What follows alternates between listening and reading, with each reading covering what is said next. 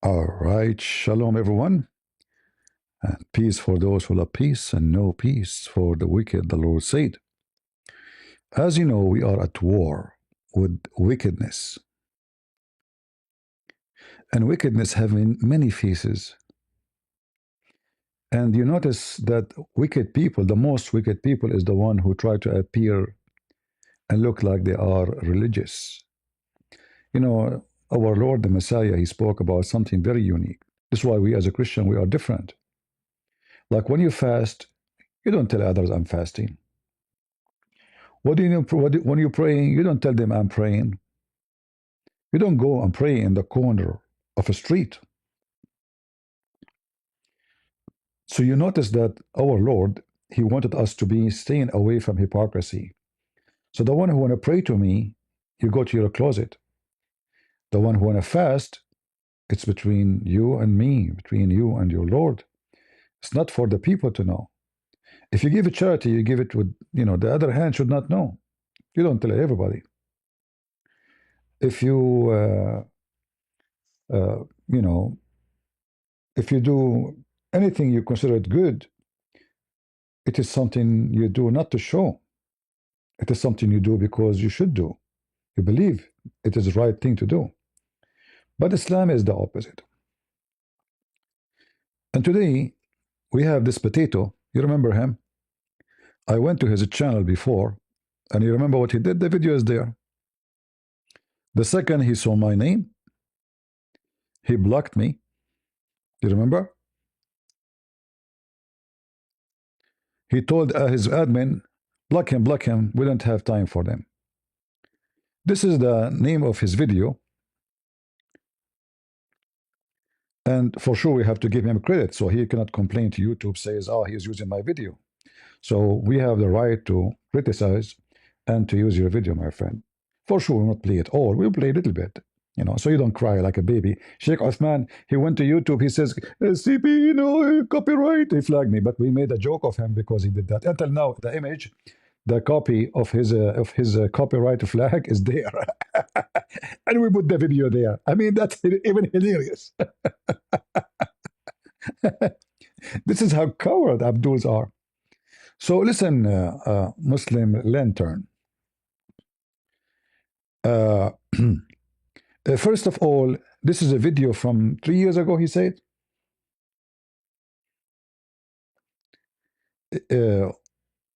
Why you put the video now? Did he explain here? Listen, listen.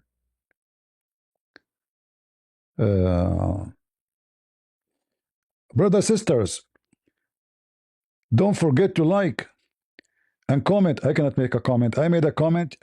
I'm blocked. You remember? You blocked me. Actually, I made a comment. Let me show you. But it doesn't appear in the comment section because the coward you cannot handle a comment. Can you? Can you handle a comment? A comment? You cannot.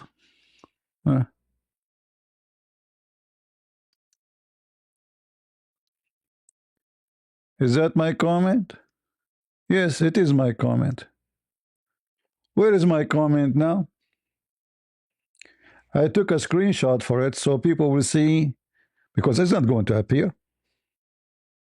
Why my comment cannot be seen? Because you're brave. Because you are the man. I mean, you Muslims, everybody's scared of you. No doubt, no doubt. Act differently. Potato. And now, we have to laugh at you because this video is kind of hilarious. Seriously hilarious. Context. This was my only interaction with this guy. So you might be wondering, why am I uploading it today? Why I didn't upload this conversation before? So the first and most important thing is that this guy, when I had a conversation with him, I had no clue who he was, and it was barely known on social media. And I did sense, as you will see in the video, that Hey, hold on. At that time, you have 80,000 people barely known. At that time, how much you have?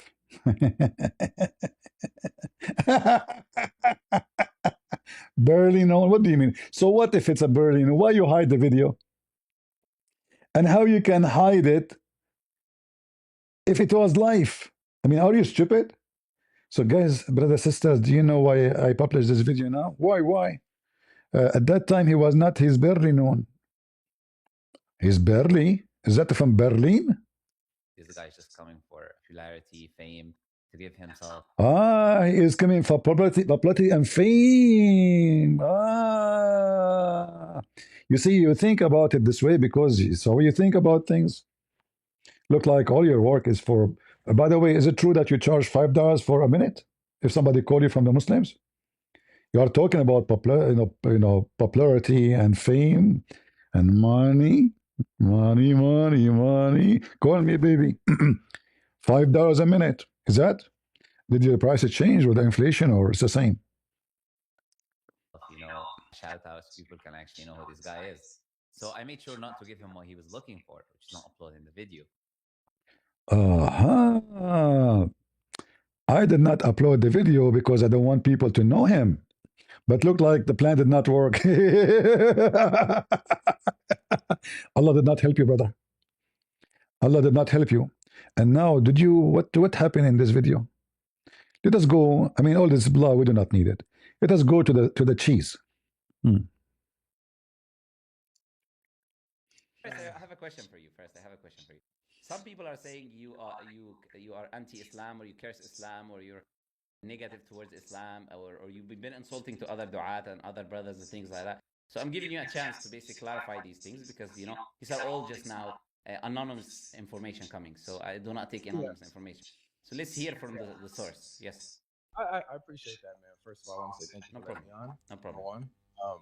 Yeah, but to answer your question directly. By the way, right away, when he is in the stage, the Muslims they start feeding him information. So he thought he can. Like, this is why it's called the video. He called it schooled.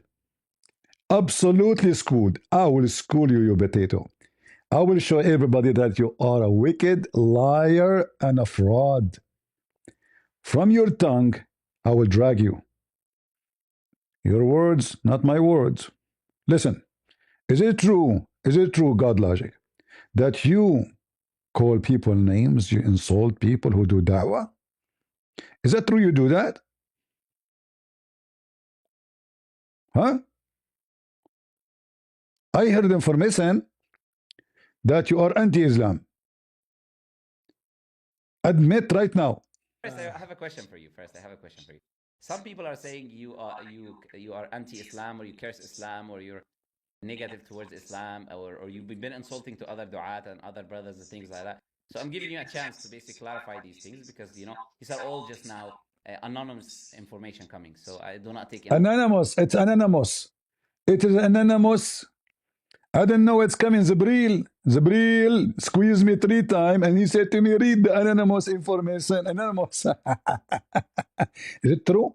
information. So let's hear from the source. Yes. I appreciate that, man. First of all, I want to say thank you No for letting me on. No problem. Number one. Can you what? Rise the volume. This is his volume. He's low. You know what I can do? As you see, it's maximum. Lantern is a low. His light is low. Yeah, but to answer your question directly, I do criticize. I have my criticisms against Islam. I'm a Christian myself.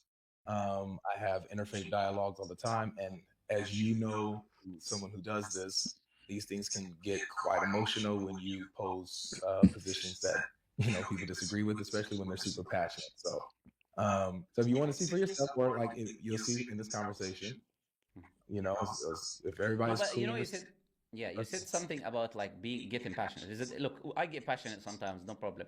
But you're not going to see me being abusive. I'm not going to use bad terms towards Christians or any other faith. And everyone has a challenge now. I have hundreds of videos online. Go find me where I'm being abusive or using cursing language towards any community. That's a challenge I can put, and I will.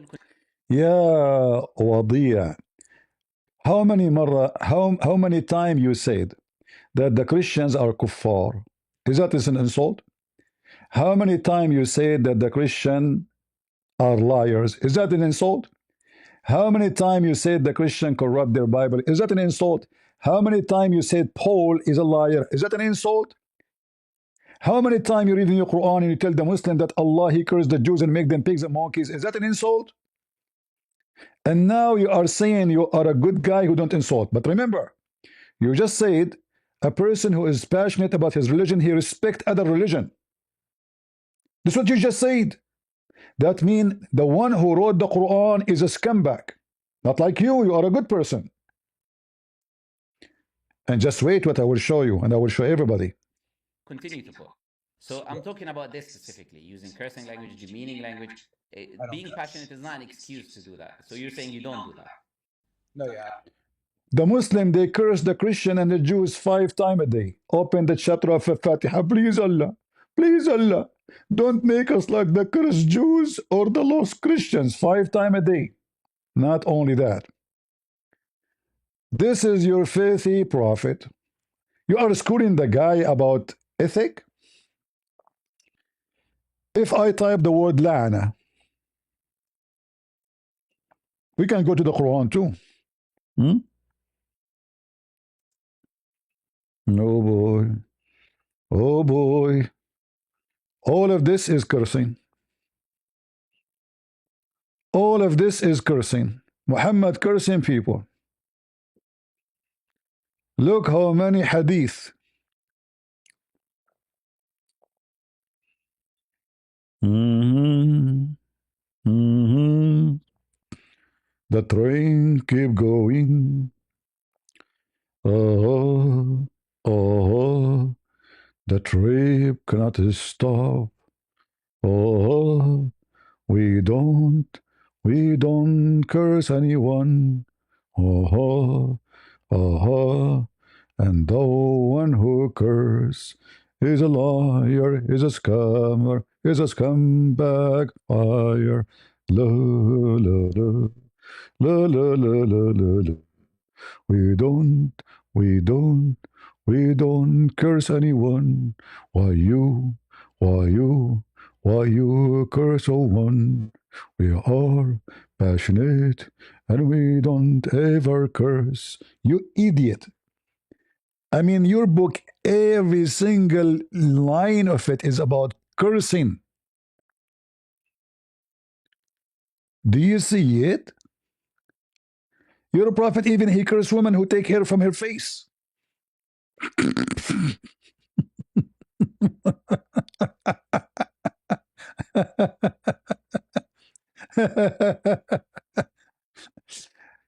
And you said you respect other religions? I don't want to forget to mention that your God is a bully.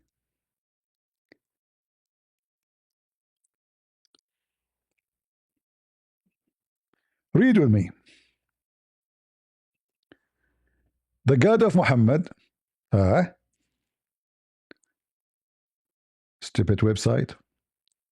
Have you ever heard of a God he speak like this? He's bullying the uncle of Muhammad. تبت يدا أبا لهب وتب ما أغنى عنه ماله وما كسب سيصلى نارا ذات لهب وامرأته حملة الحطب. Look at this, guys. Look, the wife of Abu Lahab, brother, she carry wood, okay, and she have a robe around her neck. What the heck?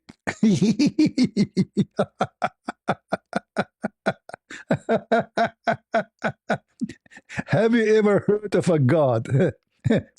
He is too much in disability. So he is speaking about the wife of Abu Lahab, saying there is a robe around her neck. Okay, okay, there is a robe around her neck. She is the wife of my uncle. I don't insult people. I respect other religion. My name is Mudhammam. Allah, he said, there's around her neck, there's a robe from palm fiber. Now, what does that mean? This is your God debating Abu Lahab? Seriously? Did he win the debate? No, we did not, but we killed them. Okay? And he is schooling about ethic. Tell me more. Tell me more. I don't cuss. I don't cuss personally myself. I don't believe as Christians that we should use curse words. When it comes to matching, but there are times where I match people's energy, where I'm getting insulted, and so upon being provoked, that's when I'll respond. No, no, my friend. We can insult. We can. Because insult for the ignorant, it is considered as an insult, but for us is rebuking. So for him, he think you are insulting him. Like if I say to this man, you are wicked, I'm not insulting, I'm just rebuking he's following a very filthy man. So this is not an insult. If I say you are following a child molester, I'm not insulting, I'm telling him, I'm rebuking him, saying to him, you are following a bad person, shaitan. So for them, it's an insult. For us, we are telling the truth. Don't worry about it. Sometimes, not all the time, but I'll respond with a similar energy, So a lot of times I actually just take it on the chin. A lot of times I don't respond to insults and stuff like that. But sometimes I do.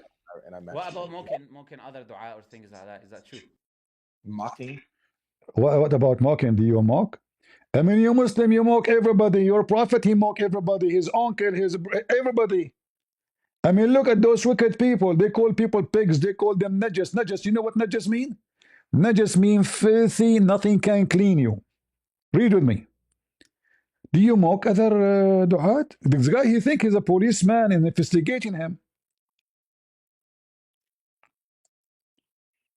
Is that your book? Those who they are not believers, they are filthy. Not in a pure. Filthy, filthy, najis and mean. Nothing can make you clean. You take shower, no, it doesn't matter. It doesn't matter what you do. This is why the filthy Muhammad, he said, there's nobody can enter Mecca or Al-Medina. Why? From those who they are not Muslim, or they are najis.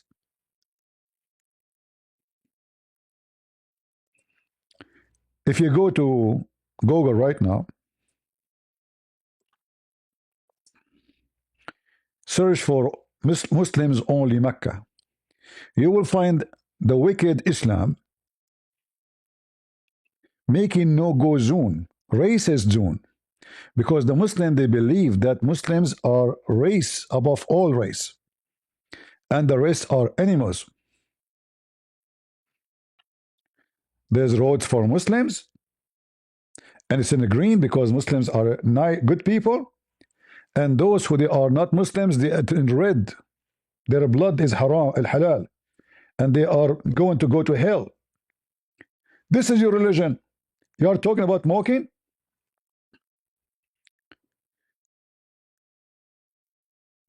Isn't it your prophet, your faithful prophet said, if you see a Christian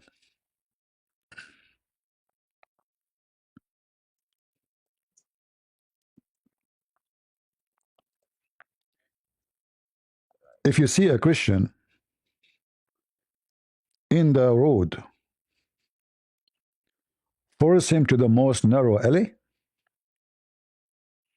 Is that a true hadith? Or so your faithful prophet, not only he mock, he encouraged Muslims to harm a Christian physically, not only by saying words. You hypocrite coward, speaking about mocking and a bad language. Don't greet the Jews and the Christians before they greet you, because the Muslims are higher. They are KKK. They are racist. They believe that they are supremacist. They greet you first, and I will never greet a Muslim first. Be careful, because they think that they are superior. If you do it to them, they think you are low. And when you meet any of them in the road, force him to go in the narrowest part of it, which is the sewage. And this potato, this little tiny rat who ran away from me when I came to his channel and the videos there, he told his admin to block me, is schooling us about good language and nice You know, I am passionate about Islam too. I don't do mocking. I don't look like you don't follow Muhammad. This guy is not a Muslim. He left Islam. This guy, he don't believe that he should mock Christians and disrespect him and insult him. It's obvious he hates Islam. He considers anyone who teach something like this is evil. If we go to Ibn Kathir, we will find this. If GodLogic is online, ask him to come here, please. If anyone knows his contact. Read with me and laugh at this wicked liar. This is their Quran, and this is what they believe. And this guy, he quote Ibn Kathir every now and there. In the Quran, it says that the Muslim should treat the Christians like dogs. وَهُمْ صَاغِرُونَ. What does that mean? What وَهُمْ صَاغِرُونَ mean? The Muslim, if you ask this potato, what about paying jizya? He says jizya is a tax. You pay tax. Liar. Liar. It says fight against those who don't believe in Allah. Why? Because they don't believe in the faith in Muhammad. Therefore, read with me.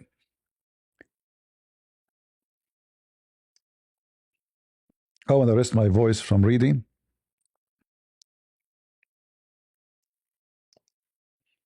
Give it to Google. Therefore, when people of the scriptures disbelieved in Muhammad, they had no beneficial faith in any messenger or what the messengers brought.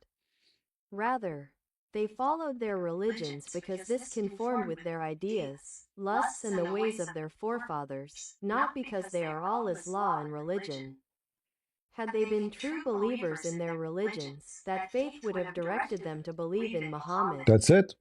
Because all prophets gave the good news of Muhammad's advent and commanded them to obey and follow him.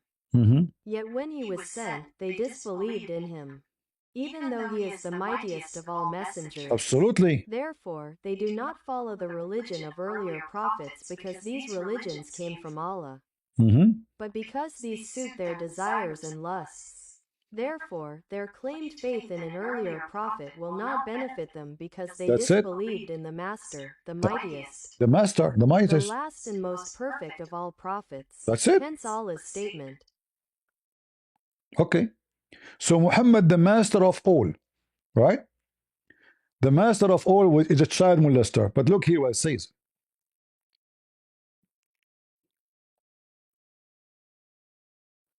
Paying jizya is a sign of kufr and disgrace. And look what it says.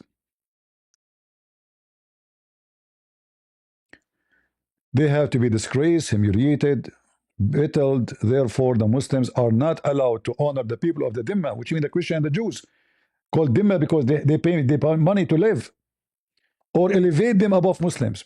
For they are miserable, disgraced, humiliated. Muslim record from Abu Huraira, the father of the cat, saying, read with me and laugh at this wicked liar. I will wipe the floor with you, you coward liar.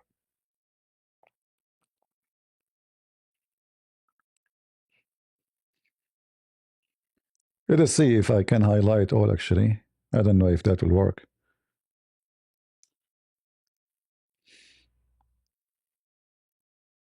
Nah, it worked. This is why the leader of the faithful, Umar bin al-Khattab, may Allah be pleased with him, demanded his well-known conditions be met by the Christians. These conditions that ensured their continued humiliation, degradation and disgrace. The scholars of Hadith narrated from Abdur Rahman bin Gam al-Ash'ari that he said, I recorded for Umar bin al-Khattab, may Allah be pleased with him, the terms of the treaty of peace he conducted with the Christians of Ash-Sham. In the name of Allah, most gracious, most merciful. This is a document to the servant of Allah, Umar, the leader of the faithful, from the Christians of such and such city. When you, Muslims, came to us we requested safety for ourselves, children, property and followers of our religion. We made a condition on ourselves that we will neither erect in our areas a monastery, church, or a sanctuary for a monk, nor restore any place of worship that needs restoration, nor use any of them for the purpose of enmity against Muslims. We will not prevent any Muslim from resting in our churches whether they come by day or night, and we will open the doors of our houses of worship for the wayfarer and passerby. Those Muslims who come as guests will enjoy boarding and food for 3 days. 3 days for We free. will not allow a spy against Muslims into our churches and homes or hide deceit or betrayal against Muslims. We will not teach our children the Quran, publicize practices of shirk, invite anyone to shirk, or prevent any of our fellows from embracing Islam, if they choose to do so. We will respect Muslims. Move from the places we sit in if they choose to sit in them. See? We will not imitate their clothing, caps, turbans, sandals, hairstyles, speech, nicknames and title names, or ride on saddles, hang swords on the shoulders, collect weapons of any kind, or carry these weapons. We will not encrypt our stamps in Arabic or sell liquor. We will have the front of our hair cut, wear our customary clothes wherever we are, wear belts around our waist, refrain from erecting crosses on the outside of our churches and demonstrating them and our books in public in Muslim fairways and markets. We will not sound the bells in our churches, except discreetly, or raise our voices while reciting our holy books inside our churches in the presence of Muslims, nor raise our voices with prayer at our funerals, or light torches in funeral processions in the fairways of Muslims or their markets. We will not bury our dead next to Muslim dead, or by servants who were captured by Muslims. We will be guides for Muslims and refrain from breaching their privacy in their homes. When I gave this document to Umar, he added to it, "We will not beat any Muslim." These are the conditions that we set against ourselves and followers of our religion in return for safety and protection. This is actually not all of it, but this is what is written in this page here. You notice the Christian, they have to shave the front of their head. When they ride on the donkey, they ride without saddle, and they cannot face the head of the donkey. They have to ride in the opposite direction, which means you put your face to the ass of the donkey. If a Muslim, he come to you, let us say you are sitting in a chair, or you are in your home, and he said, "I want your home," you leave. A Muslim can knock at your door anytime, and he take your home, and you stay there for 3 days, 3 nights for free. You don't even ask him why. Anytime. And this is the same for the churches. You have to wear custom clothing made for the Christians. Looks so funny and looks so stupid.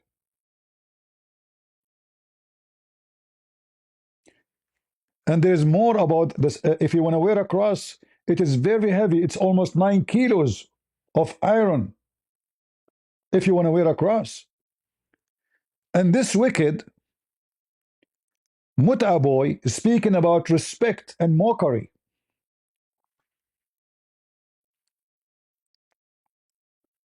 Maybe we should have done this when the American, they are in Syria. Maybe you should have done this in Iraq, in Afghanistan. You see how wicked you are? You remember when the American army, they have a jail, it's called Abu Ghraib, and they show images of torture of the prisoners of ISIS, the wicked ISIS, and the Muslim, they make big noise about it. Do you know what Muhammad he did to the prisoner of war? He slaughtered them one by one. There's verses about them in the Quran.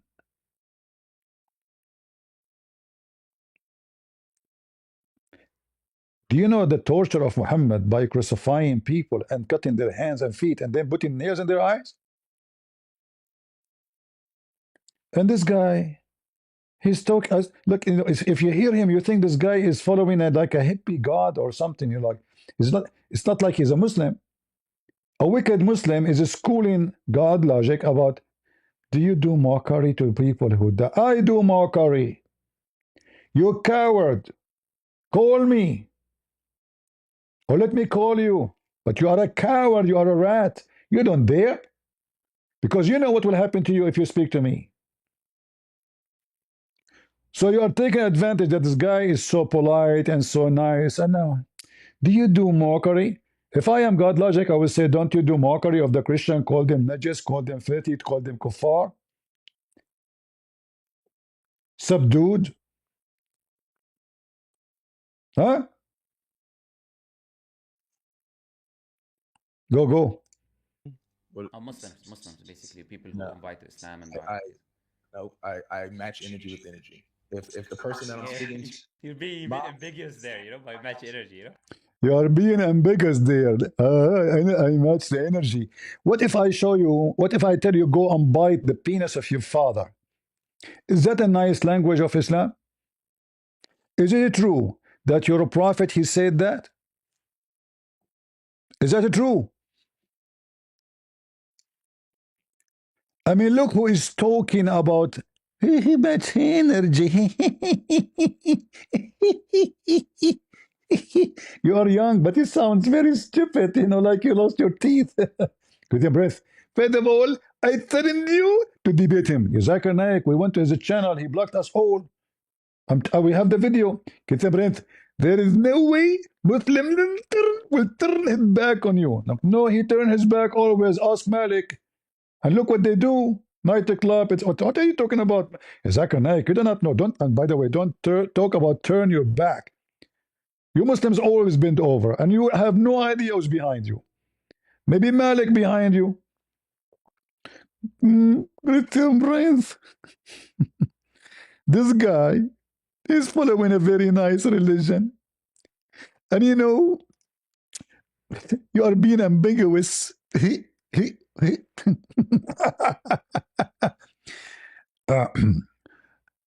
Go and bite the penis of your father. Not me who said that. Your prophet. Is that your prophet saying this? Huh? Is that ambiguous? Your prophet was passionate, was he? Huh? Like a person who is proud about his lineage. Why we say to him, he did not insult anybody. He did not do anything wrong. Everybody is free. You like your grandfather. If you like Muhammad, you are okay. You talk about your grandfather, man, you are sick and you go and bite the penis of your father. And don't tell me this hadith is da'if. I will give it vitamin. Huh? When you hear this Abdul, you think this religion, it's like they must be angels. They don't insult people. Man, their prophet was a wonderful man. All of this is sahih. Sahih. You know what sahih mean?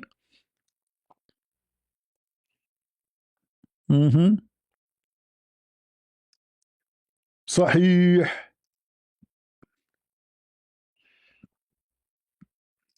Whoever seeks solace in the ways of pre-Islamic ignorance, rebuke him severely and do not use euphemisms. No, The this Hadith scholars' ruling, authentic. translation is not accurate. Do tell him to go and bite the penis of his father. All right? Translation is not accurate. This is why here it says, in the Muslim translation, tell him and go and bite his father penis. He's a very polite prophet. He's coming from a very high class family. And this hadith too, and all of them, they are sahih, as you see. All of those references are authentic. Authentic. Look how many.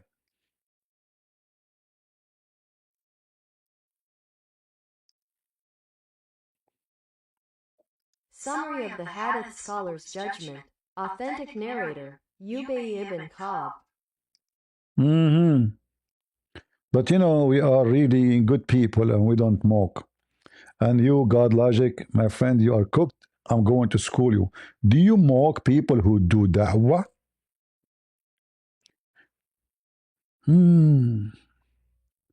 Did your Quran mock our priests? They do da'wah too. So you can mock everybody, but nobody can mock you. You are so beautiful, duck.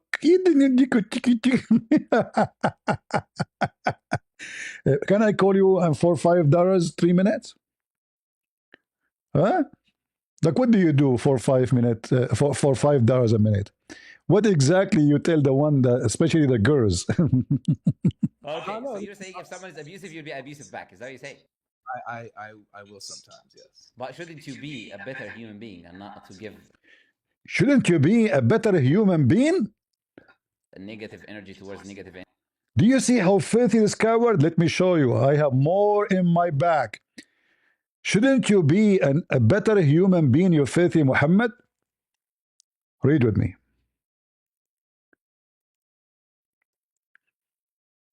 This guy, he think like, I got you. I got you, brother.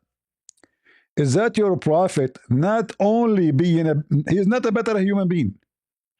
I'm taking your word. I am taking your words. All of this is authentic. All of this authentic. All of it. All of it. All of it. Look how many times. Authentic. What the Prophet do? The Prophet of Islam, الشتام واللعان. محمد صاحب النسوان. Read with me. I like what you said about better human being. Oh Allah, I'm a human being, and for any person among the Muslims upon whom I hurl medication or I invoke curse or give him a weapon, make it secure purity for purity and mercy. Remember, he said to him not to curse. He said to him, shouldn't you be a better human being? And what he will say now? He will say, well, they deserve it? No. Read it. Chapter, whomever is cursed, reviled, or prayed against by Prophet SAW shortwave when he does not deserve it. He's not debating them. They are not insulting him. They don't dare. Yet the wicked Muhammad, he cursed them. He beat them. He whipped their back. And this potato, shouldn't you be a better human being?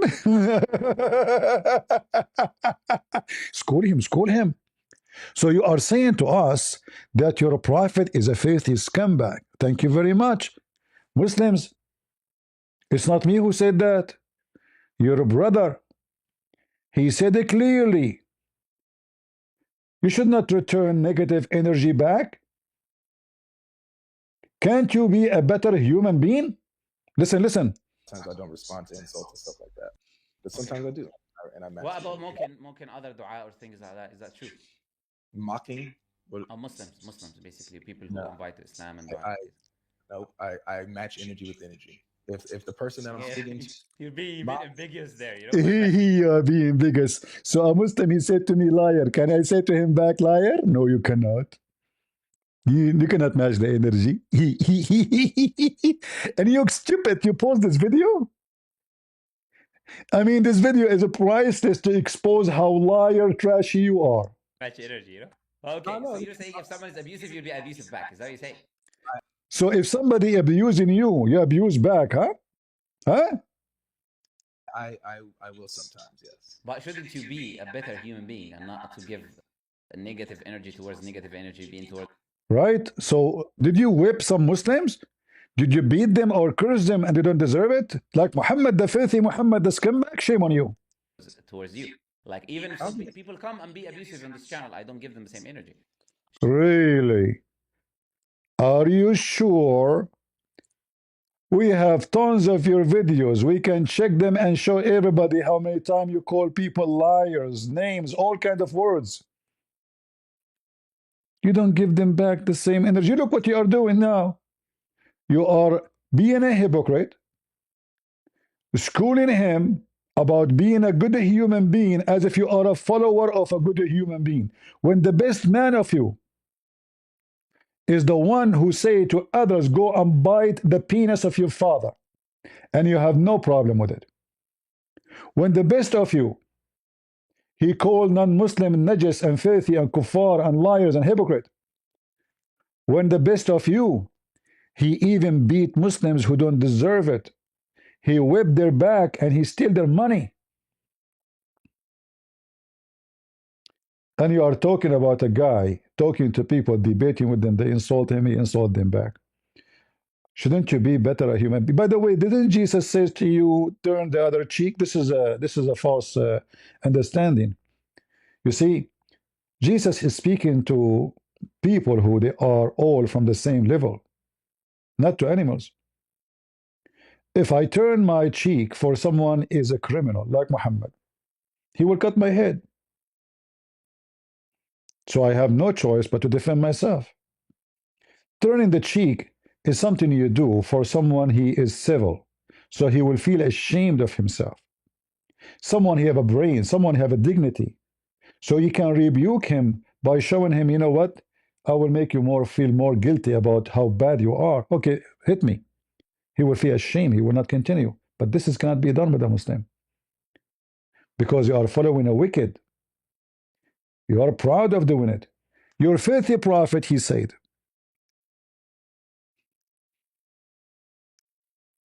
Muslims are the best of mankind. Why and how? The Muslims, they have a duty to go and bring people with the chain around their necks like dogs. And the Muhammadan, they claim it's not because they want to capture you to sell you in the market as a slave. No, no, no, no. But to save you from hellfire.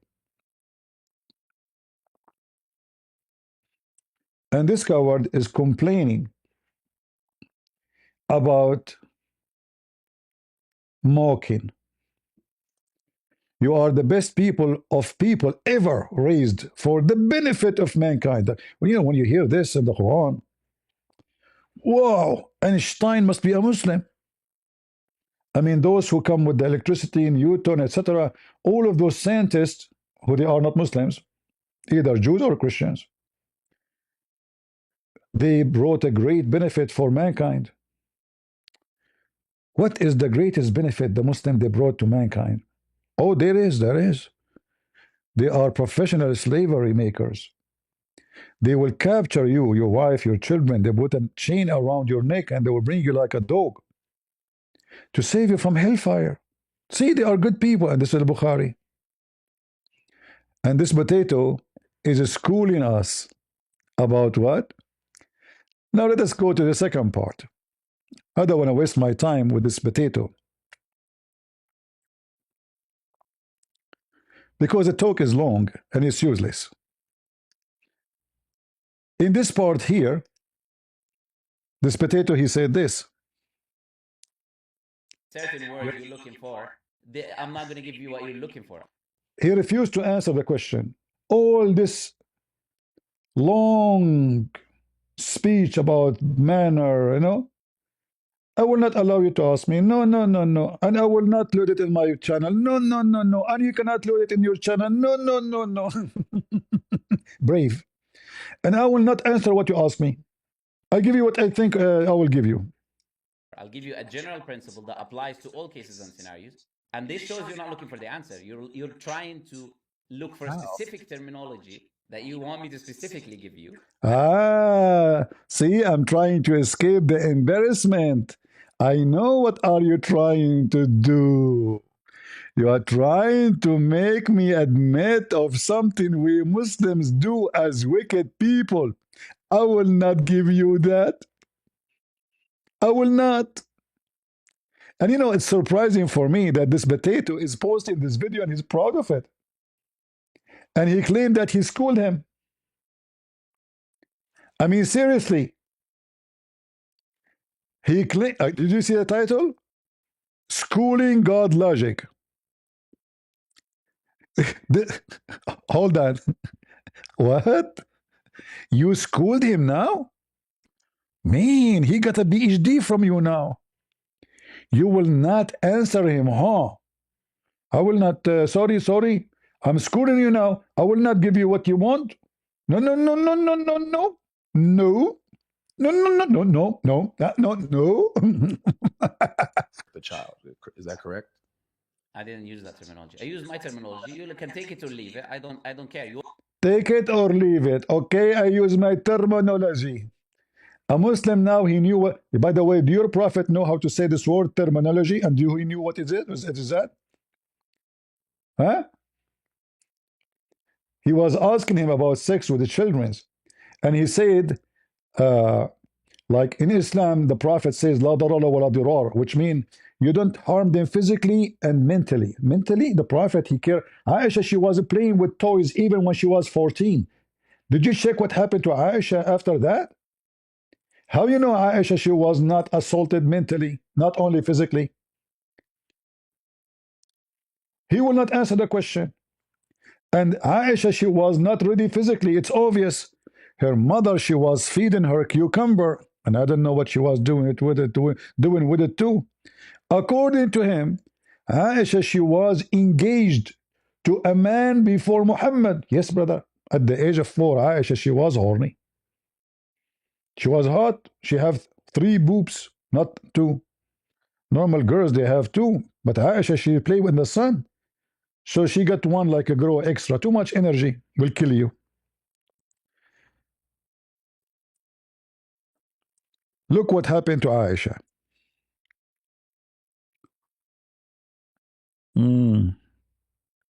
By the way, I want to tell you a story because I'm an Arab.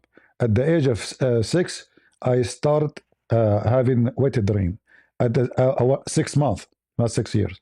At the age of 7 months, I had a girlfriend. At the age of 8 months, she have 2 babies from me. I'm serious. We Arab, we got so horny so fast. I know it's hard to believe, but I'm telling you the truth, brother. Hold on, I have a witness. Tiridim, tiridim, tiridim, tiridim, tiridim, tiridim. Sorry, he's not answering. He's busy. Tiridim, tiridim. He's a doctor. Tiridim, tiridim. Come on, answer. This is embarrassing. People will think I'm lying. Tiridim, tiridim, tiridim, tiridim. Hello? Kiss and breath. I told you don't call me. Zakar Naik, I mean, I need a doctor. People don't believe that I was horny at the age of 6 months and I was dating a girlfriend at the age of 7. At the 7 and 2 weeks, she have 2 babies from me. Two. Tell them this is true. And by the way, is it true that Aisha, she was so small to the point her mother, she was forcing her to eat like a goat, cucumber and palm date? Hello? Hello? Hey, Zuzu. Wait. Zuzu, where you go? Zuzu, you run away? Kiss and breath. I will never run away from you. Okay, so answer, what happened? Is it true that the mother of Aisha, she gave her cucumber and palm date to eat so she can get fat? And Zakir Naik, you're a doctor. Do cucumber make somebody fat? Kiss and breath. Fat of or there are many ways to get fat by using cucumber. Okay, explain to me. First of all, there is a kind of cucumber you can eat. Okay? And there is the kind of a cucumber you can insert in. Zakir Naik, shame on you. Are you saying that Aisha, she was inserting it and this is how she got fat? Give them breath. First of all, I did not say anything about the mother of the believer. I was giving you the medical advice.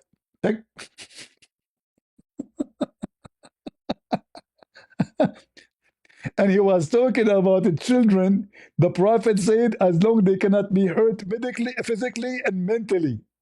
What? Muhammad, he said that? Aisha, she knew what marriage mean at the age of 6, you wicked. Look at her. Her mom. Eat. Okay, mom. Eat. Okay, I will eat. I cannot breathe no more. Push it. Not, no, don't insert it. Push it. By the way, talking about inserting and pushing, etc. Islam as a very very respectful religion. They don't believe in a cucumber to be a sex toy. If somebody told you that, he's a liar. Like there's a guy, his name is Christian Prince. He lied a lot about Islam. I'm telling you, don't listen to him.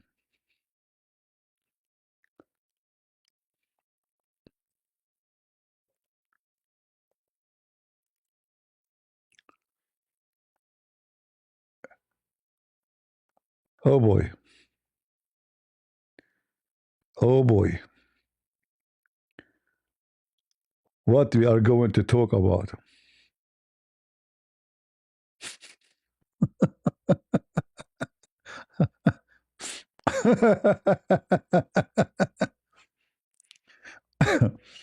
Let me get you the reference. Hold on.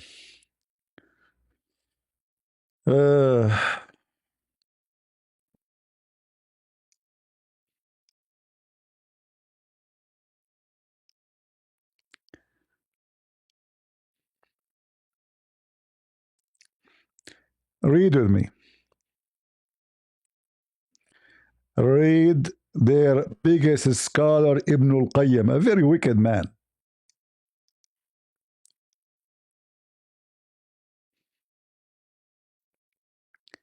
Read and laugh. This book, it's called Bada'i'ul Fawaid. Certain word you're looking Oh. for. Sorry, this is the different link. We are copying YouTube.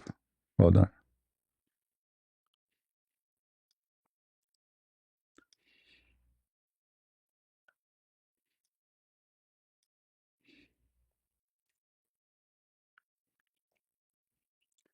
Read with me, Abdul.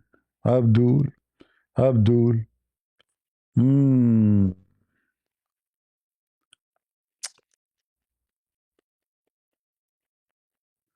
That's amazing. Actually, let us read here. It's more like this a page I have to flip pages. Let us read this page here. It's easier. But this is the reference. This is the book بدائع الفوائد Ibn al-Qayyim. All right. This is the very number 4, page number 96. So in case you want reference. But let us read together.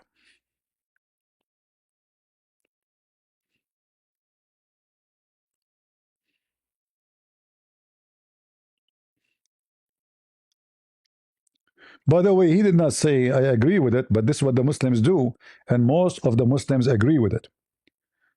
Let me translate using voice. And this is the same thing Aisha, she was eating. Cucumber. If a woman is unmarried and experiences intense sexual desire, some of our scholars say that it is permissible for her to use an artificial phallus, which is something made of leather in the shape of a penis, which the woman inserts into herself, or something similar such as small cucumbers or gourds. So Aisha, her mother, she was forcing her to insert, to eat, to eat a cucumber. All right? Brother, this is a very, very nice religion, brother. And there, here, it says, this guy don't agree with them, by the way, but most of the scholars agree. Ibn al-Qayyim, he don't agree. He said they should not do that. But the most of the scholars, as you see, most of the scholars, they agree. And then he says, why don't they agree? If we go down here, hold on. I will leave this part for the second part of the video. You want me to give you a specific answer with certain words you're looking for? I'm not going to give you what you're looking for. I'll give you a general principle that applies to all cases and scenarios. And this shows you're not looking for the answer. You're trying to look for a specific terminology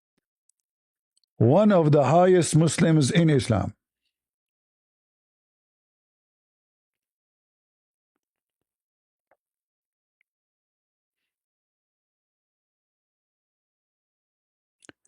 Only the last part of this, he don't agree with it. He says if you want to F her, everything else is fine.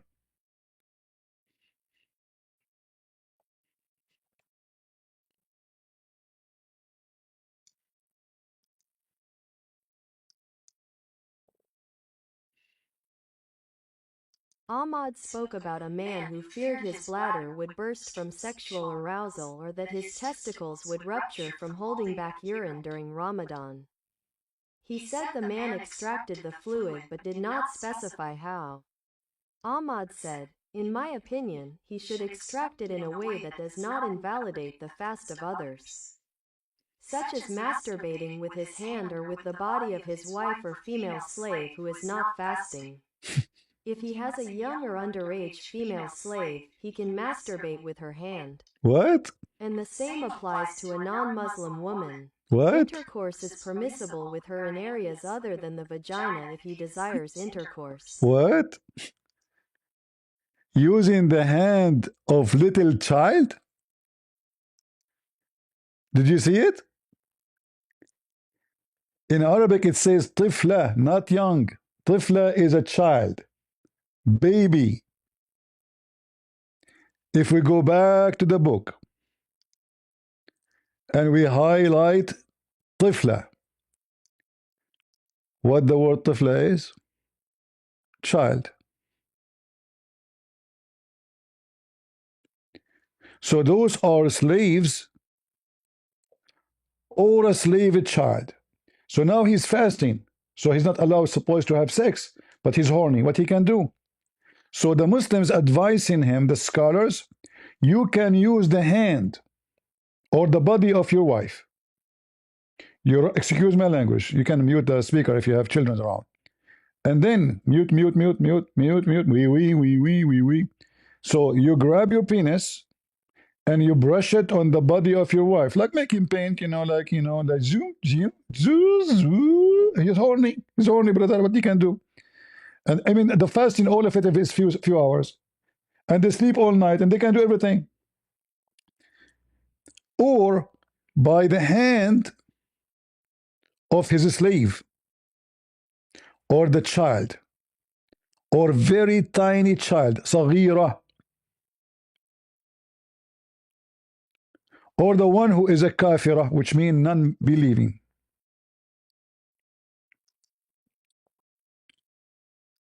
Or his female slave who is not fasting. If he has a female slave who is a child or young, he may masturbate with her hand, and the same applies to a non-Muslim woman. But this potato, he said, we don't have 6 slaves. So your prophet, when he was effing, married the Copt, and all the slaves women, he captured them. He was not practicing sex slave method. When the Quran says it's lawful for you to F women, even if they are married, you coward liar. And not to forget, we have the Quran speaking about prostitution. It's forbidden for you married women, except the captive. What do you do with them? You can F them. Remember, those are married women. They are effing married women. And this coward, he said, we don't have sex slaves. Are you sure? You don't, huh? What about this verse in the Quran?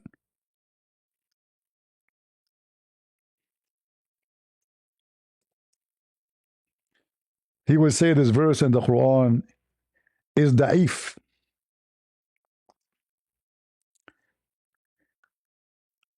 And force not your maid to prostitution if they desire chastity. So they are girls who they are captured by the Muslims.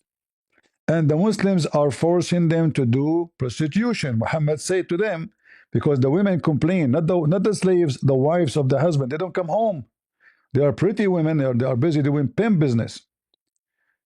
So he said to them, force not your girls to do prostitution, but he did not forbidden. And if you force, to make money, and if you force them, Allah is all merciful. But look, I'm not going to explain this verse for you. There's a guy in the internet, his name is Fifi, he liked me very much. And he explained this verse very well.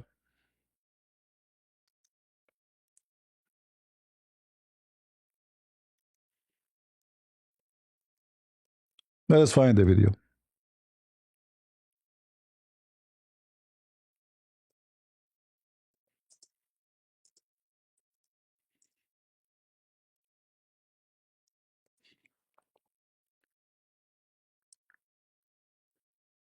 The video is speaking about that you can be a pimp. You can be what? A pimp. Explaining this verse. So a group of Abdul who do dawah, they are discussing together that you can be a pimp as a Muslim. And the license is so clear.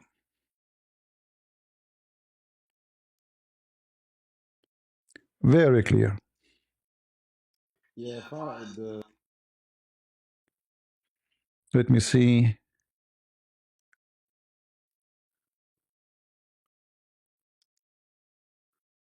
So we don't waste our time.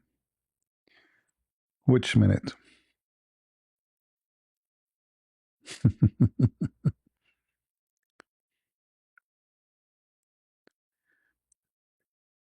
Okay. Let us see here. In the second,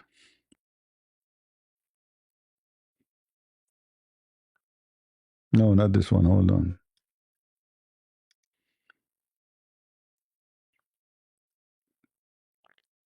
Laugh, laugh. We don't have sex slaves in Islam, right? So I will click at the script and I will look here. Pimp.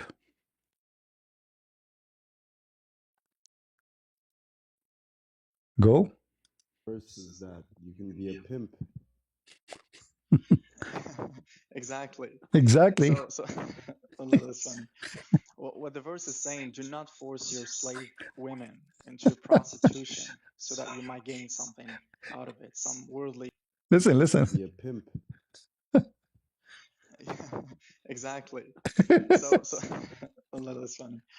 What the You see, when you hear it, you think those are Christians making fun of Islam. No, those are Muslims are excited. You can be a pimp in the Quran. Exactly, brother. And then Fifi, Mrs. Fifi, peace be upon her, she will run away from me. She will never dare to let me call her, or she will call me. He says, yeah, yes, and he'll give you his philosophy. Yes, brother. Absolutely, brother. It's so clear. Brother, absolutely. for money, basically, like a pimp, brother has said. So what's your thoughts on this? Why is it permissible? Why is it even forgiven? Situation. 2433. This is, hold on, silence. Silence. Farid, who responds to everybody, 100 lie of CP. Farid explaining to us, peace be upon her, how you can be a pimp in Islam. Very important discussion. 2433. So it says, let those who find not the wherewithal. And look how he like make his tongue look, sound like a broom. Suppose he's speaking like a real, like he's in English. He's born in England, Yeah, go. For marriage, keep themselves chaste until Allah gives them means out of His grace. Okay, I'm just gonna jump to the main point of the verse, what we're referring to. But force not your maids to prostitution when they desire chastity. So it says fatayatikum. for maids here. It would mean slave women, even though technically you could read fatayatikum to mean girls in general. But hold on. Muslim Lintern, he said that we don't have sex slaves in Islam. Same on you.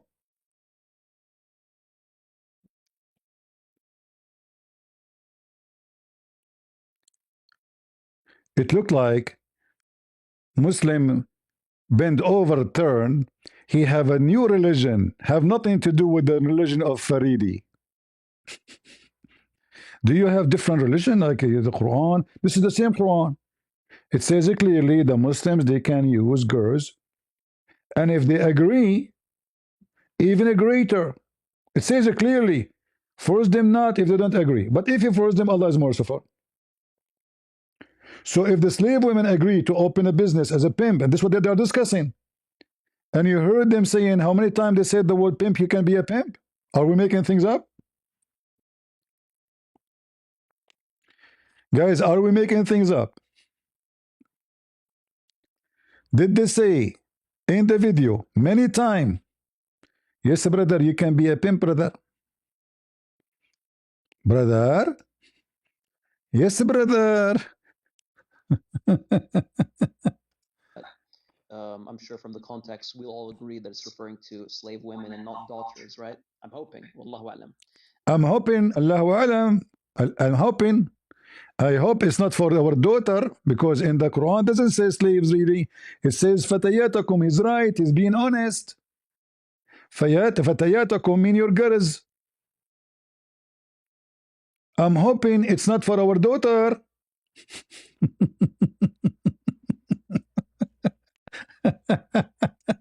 But force not your maids to prostitution when they desire chastity. So if they like it, it's okay, brother. But if they don't desire chastity, open a business. Put the red flag over your, you are a pimp. Andrew Tate is a pimp. He's officially allowed in Islam. Seriously, he's allowed. In order that ye may make a gain in the goods of this life. But if anyone with one T or two T? compels them, yet after such compulsion is Allah oft forgiving, most merciful. Okay, so basically it's saying that don't force your girls, meaning slave girls. I mean, that's the apparent meaning of the verse. We can disagree if you guys would like to disagree. But yeah, it says don't force your girls into prostitution in order to gain something from this world. And if one forces them after that, then Allah is forgiving. So that's the verse. Abdul Bar, would you like to share your thoughts on on the verse itself? Yes. So Fifi, he found himself in a very embarrassing situation. So he decided to throw the ball to the other person. And they didn't know that there is one of them is recording this. This was a private conversation, by the way. This is why it's not in YouTube like with the videos. Because all those people, they go in videos. They are talking in private. But one of them was recording it for the sake of Allah. And by the way, I will not be surprised if the one was recording is Farid, because always he leak emails and he leak stuff. Do you remember when Fifi, she leaked the email from Yasser Kadi about Gog and Magog and about Al-Qira'at and the reading of the Quran and the corruption of the Quran?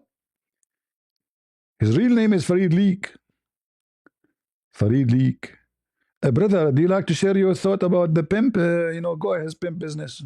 from that verse, the apparent meaning of the verse that you read, Brother Khalil, is hold on. Yeah, what I see from that verse is that you can be a pimp. Lord, you can be a pimp. We don't have a slave in Islam. We don't have a slave in Islam. You lied. We don't have a slave. We don't have sex slave. We don't have sex slave.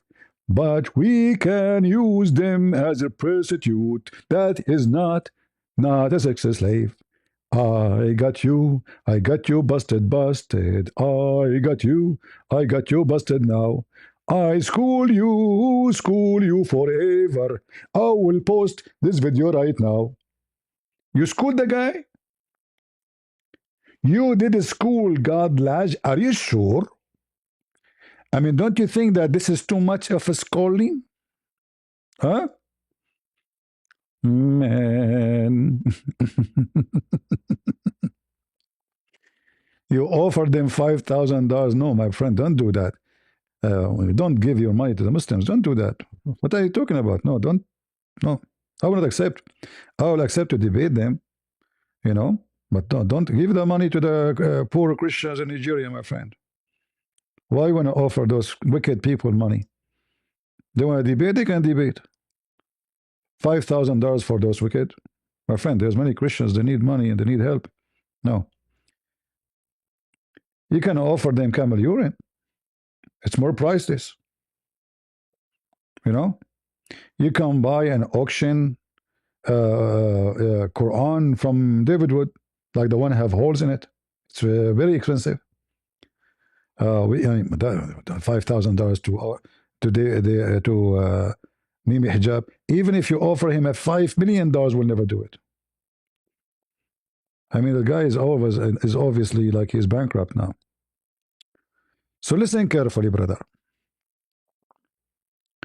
It's very obvious that GodLogic was lying to his teeth, and I schooled him. We don't have such a thing as sex slave. Why you keep saying that? Why you are lying? Yes, it's true that our book says you can use a hand of little child. She is a slave to play with your penis.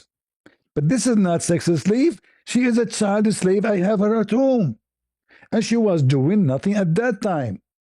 So I told her, don't play with any toys. Come and play with my toy. Yeah, this one here. No, this one here. What are you doing? Don't hold my nose. Both are long. You don't have sex slaves in Islam, don't you? And we have a big chapter in the Quran, and the Muslims agree that yes, brother, it's very clear, brother. We have sex slave in Islam, brother. Brother, how do you do? Is your cousin Mr. Scooby-Doo? Versus that you can be a pimp. Yeah, exactly. So And the funny, they are laughing. You see, if you hear this conversation, you will think those are Christians making fun of the Quran. The Muslim Abdul, they are laughing to their teeth. And look at this idiot here. Look at this guy. He's giving us a thumb. I'm a pimp. Alhamdulillah. Farid, agree. We can all of us open a company, pimpy company. They are so proud and say, no, but like, they are not like embarrassed. Man, how that happened, brother? How our Quran allow us to work as a pimp? No, they are discussing, having fun. They are laughing. It is good. I mean, what is the shame here? There's no shame. Versus that you can be a pimp. yeah, exactly. Exactly. But if a Christian prince, he make a video, and I did, and me, actually, I think if Fifi, he made a video about it saying Christian prince is lying. You cannot be a pimp in Islam. But in their private conversation, you can be a pimp in Islam.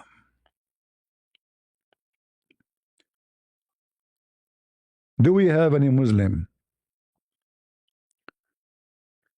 And this potato is schooling GodLogic.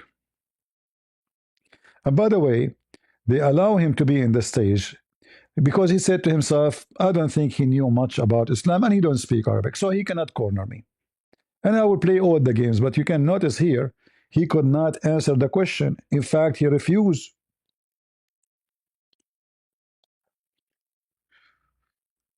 Do we have any Muhammadan here? from the pimp religion would like to join us in Discord, I can open my Discord. There's anyone who would want to debate me? Hey, Muslim, learn turn. Be a man. I will come to your channel. Just me and you, 2 hours. No time. Like the same, you are having a conversation here. But you cannot school me. I will school the hell of you.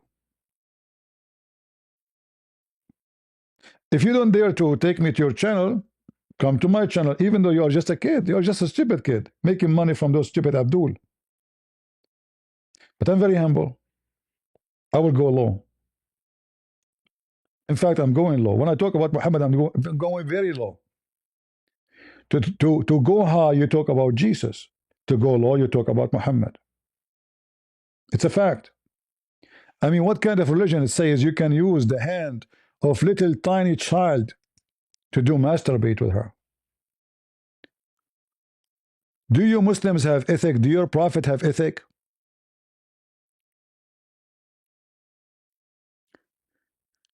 The only religion who speak about having sex with watermelon is Islam. Not only children are not safe, I mean, even watermelon.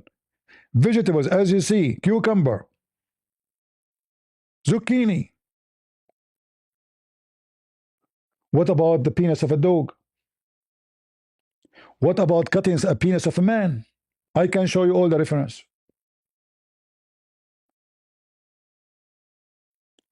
We are not making things up.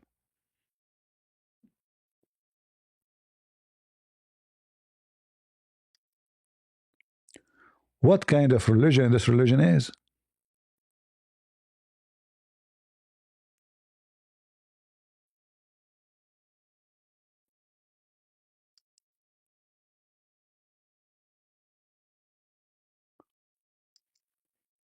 It is godly.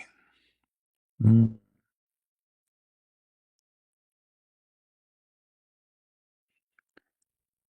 Look what it says here in the tafsir of Ibn Qayyim is a very wicked man. Very sick, very bastard. Look what he say here. Allah allowed the man. Let us translate. Come on, what happened to this page? Why I keep flipping? I don't know what's wrong with it.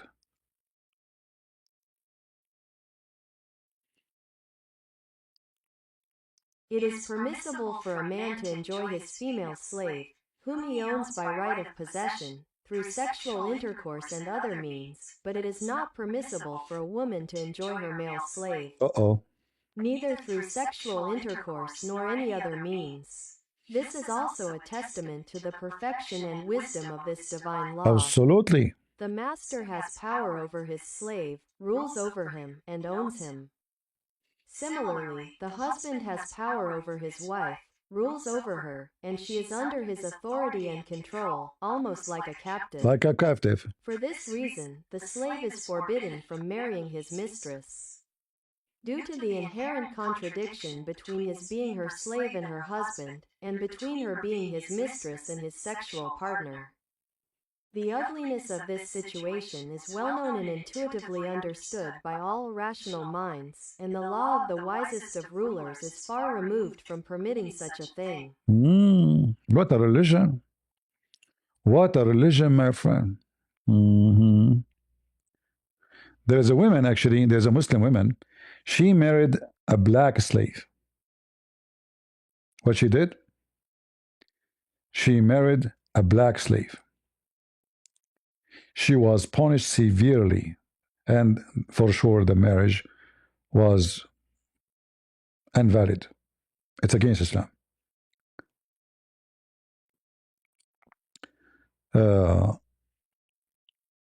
Let me see if I can find the reference for this. She married, she did not sleep with him, by the way. I mean, she slept with him for sure, but she did not like use the same as the Muslim man. He sleep, he forced his slave to bed, open her legs, he rape her. No, she married him. She did. Yet Omar, he punished her. and he whipped each one of them 100 lashes in their back. And then he said, any woman she marry her slave, she is a whore.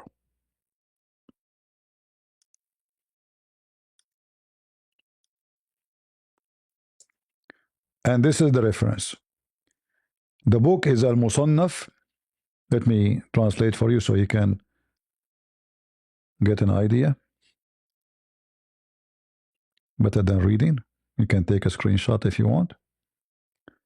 And this is the volume number 6, page number 550. And this is the hadith number. The women who marry her slave.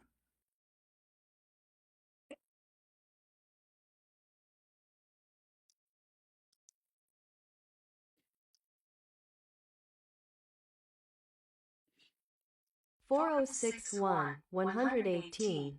Regarding a woman who marries her slave.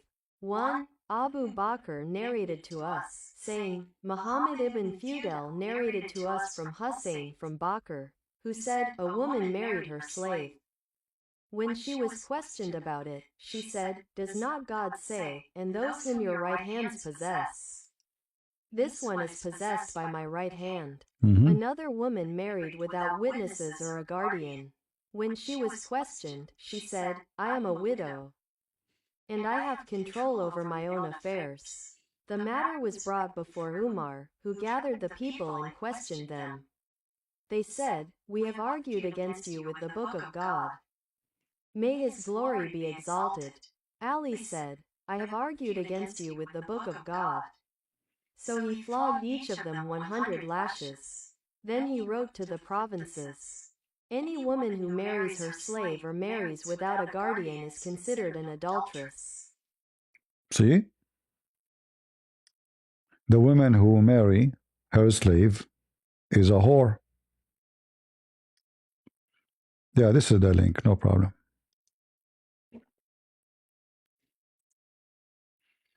Let me know if you could open the link, because sometimes those links are very long and they don't open properly. And we'll post it on Rumble. See how faithless religion is? And they say in Islam you treat the slaves and nicely, etc.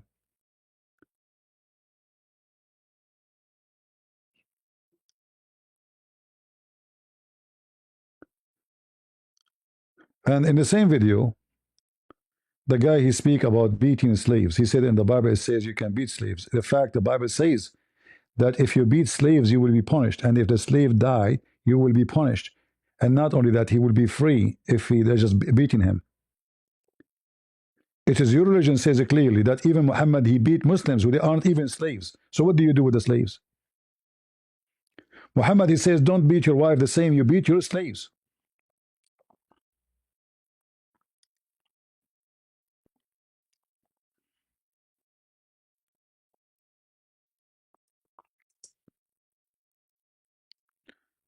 Let us see. Wicked liar. He said to himself, hey, this guy, he do not know much. He don't speak Arabic. He is learning about Islam. There is no risk in putting him in this stage.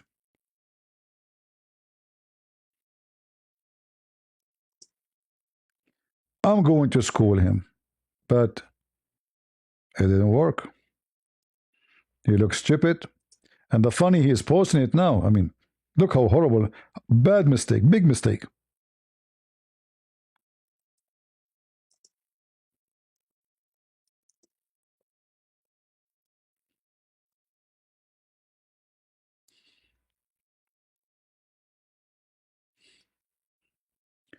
The Muslims always, they not only beat their slaves, but they do whip them. So Muhammad, he said,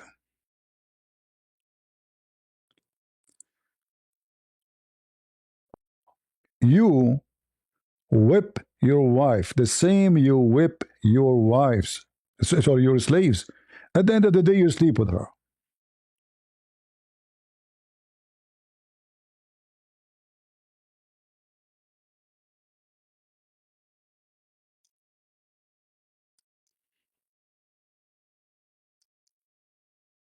In fact, in the story, there's something very funny. Here, let's see.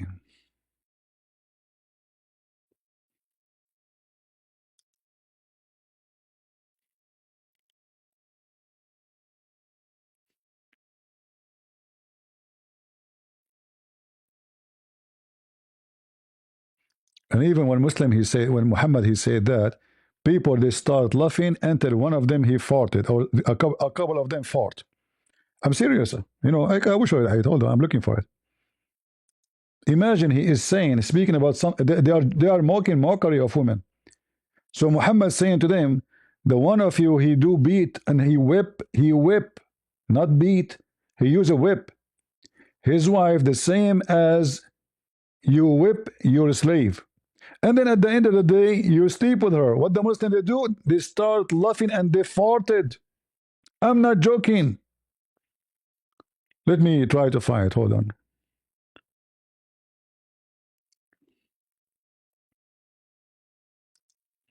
You can imagine how much wicked those people, how much trashy they are. What is the hadith about the farting? They did fart, they did fart. I did not read this hadith for a century, so I'm trying to remember it. Bingo, I found it. And this is in Al-Bukhari. Brothers and sisters, let us fart together at what Muhammad said.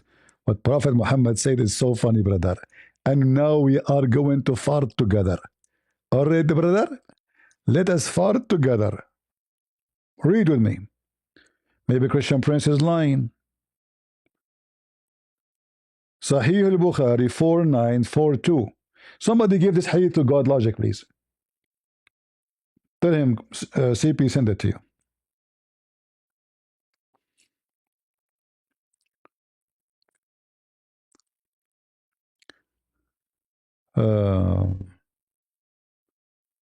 Yeah. So the Prophet then mentioned about the women in his sermon. It's not wise for any of you to lash his wife, to whip like slave. He did not say don't beat them, don't beat the slave. He says don't beat the women the same way you beat the slave. Should beat them less. For he might sleep with her in the same evening. He did not say don't, by the way. He said to them, by the end of the night you will sleep with her. She will not be able to sleep with you because of the pain. What happened then? Then he advised them not to laugh when somebody break wind, because they start laughing. One of them, he broke wind.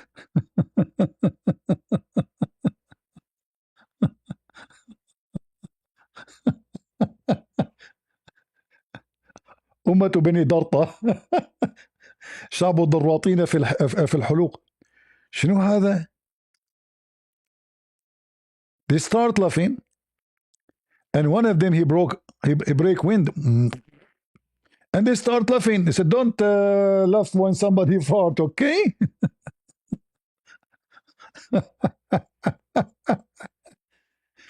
So look what he's saying. He is not saying don't beat your wives. He is saying to them, so you might be able to sleep with her in the same evening. He don't care for the women.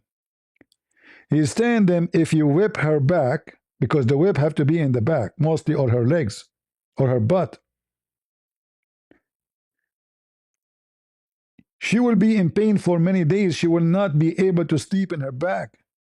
So how you will, if you want to sleep with her in the same evening, don't do that. Do you see guys what he's saying? Look how filthy he is. He mentioned about the women in his sermon. It is not wise for any of you to lash his wife like a slave, for he, what is the reason? For he might sleep with her in the same evening. So what the wisdom he's teaching here, is it like you should not beat your wife? No, the Quran says in chapter 4, verse 34, to beat your wife.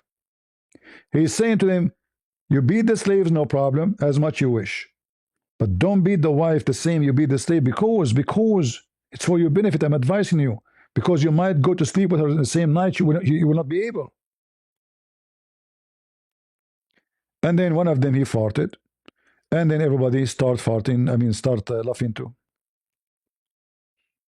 Imagine they are farting in the front of Muhammad.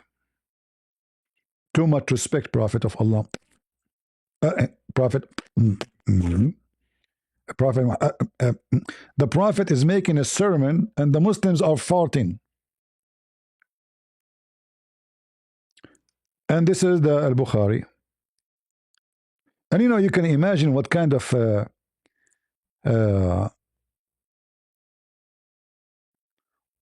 society the society is.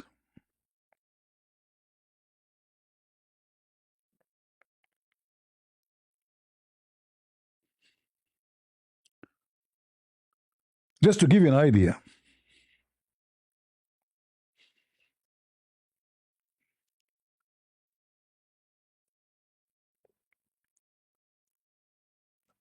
Asman, aka Othman, I got him a new name by the way, Asman. So Asman, he wear gloves, he wear fashion clothes because he's making a lot of money from the Muslims. But look how the Muslim they live and how they take care. Today they have marble, they have air conditioning in the mosque, they spray perfume. Look at the mosque of Muhammad. My father said during the lifetime of Allah Apostle Aka Asman Muhammad, the dogs used to urinate and pass through the mosque, come and go. Nevertheless, they never used to sprinkle water on it. On what? On the urine of the dogs. And this is Al Bukhari. So, what kind of people we have and we are talking about? Imagine what kind of mosque this mosque. Inside the mosque, we are not talking outside. We are talking inside the mosque.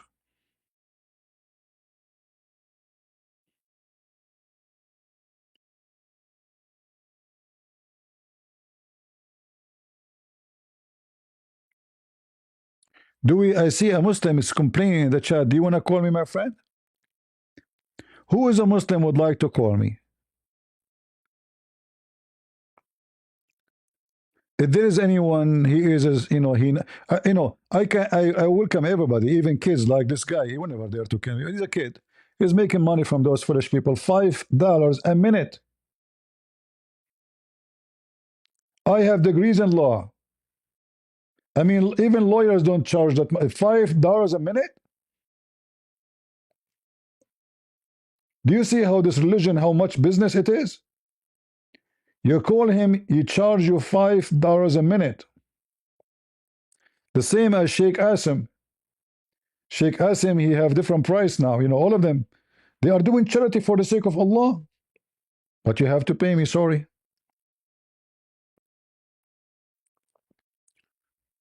Who is a Muslim? He have a strong knowledge in Islam, would like to call me.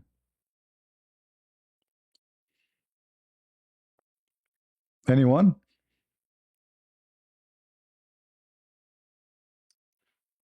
I will open my Discord for some time. If there is any Muslim would like to join us, please feel free. You know, I don't have the same as other channels like in the bottom of the video. They have an option. My software don't allow me, my service. So you have to go join me in Discord.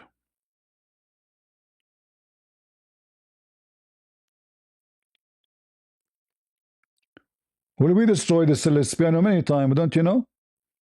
He will not dare even.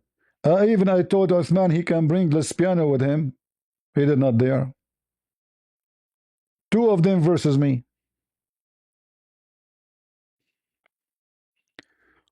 We should pray for Muslims? No, my friend, I don't pray for the Muslims. You pray for them. My prayer is different from yours. You see, the Christians, many of them, they understand that the command of the Bible, pray for the Muslims wrongly. You pray for somebody by rebuking him when he's wrong, not by saying, oh God, you got it wrong.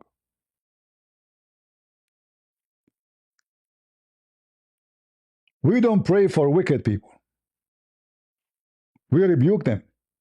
This is the true prayer. You say to someone, may God bless you, in the way of rebuking him. So you say to him what you need to say, and you can say, may God bless you, which means if he accept what you say to him, if he repent, Not, we pray to the Muslims.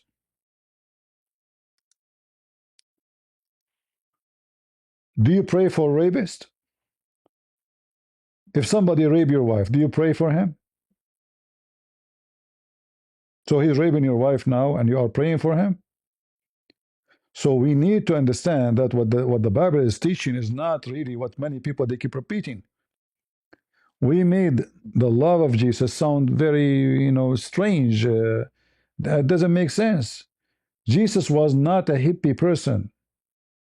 He don't give hugs. When people they did wicked things around the temple, they make the temple bazaar. He flipped their table. He was not giving. He was not praying for them.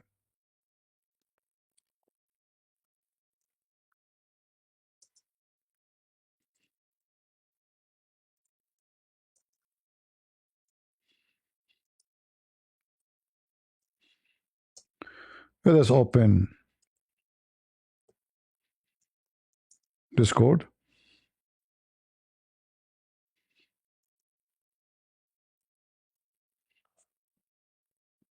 I will mute my microphone because usually when I enter the chat room in Discord, if my microphone is open, nobody will hear me. So I will try for a second.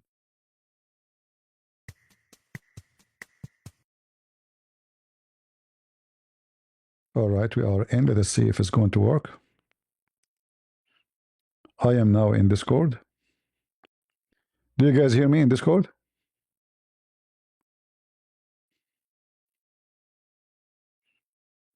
Am I heard in Discord? Oh, look like they didn't hear me. Am I heard? Okay, good. Any Muslim would like to join us?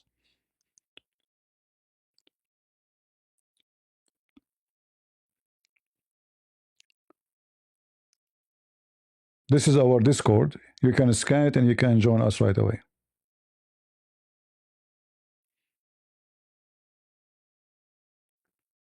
Any Muhammadan?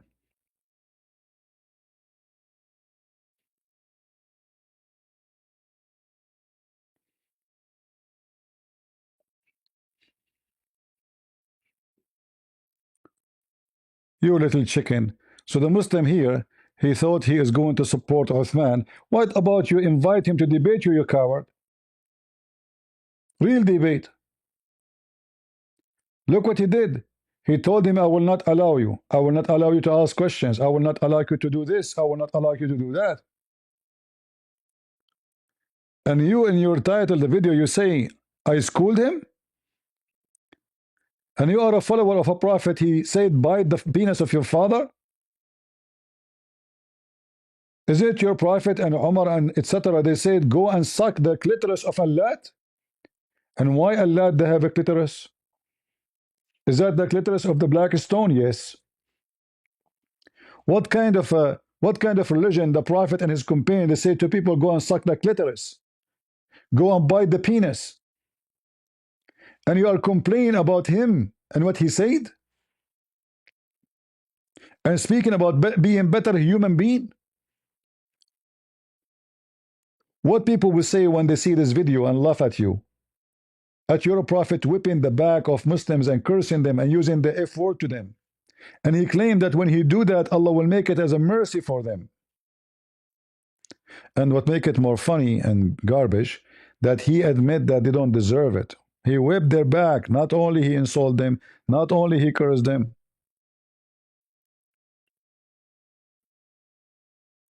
So look at you, all of you. GodLogic is a young man. He don't speak Arabic. So he don't have my sharp weapon. He don't have it. I wish he do. Yet you are running away from him. So what do you do in front of me?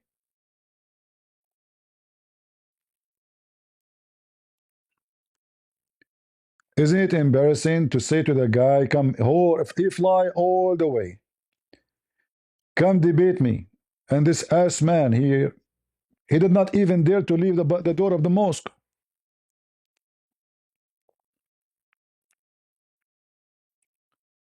Yeah, Jesus, he said, pray for those who mistreat you by rebuking them, not just by saying, I pray for you. Go and check what Peter and what Paul, what all of them, they were rebuking everybody. This is how they pray for them. Correct? They did not pray by sitting in the ground and praying, "We may God have mercy on you, may God love you." No, they were rebuking them. Go check it out.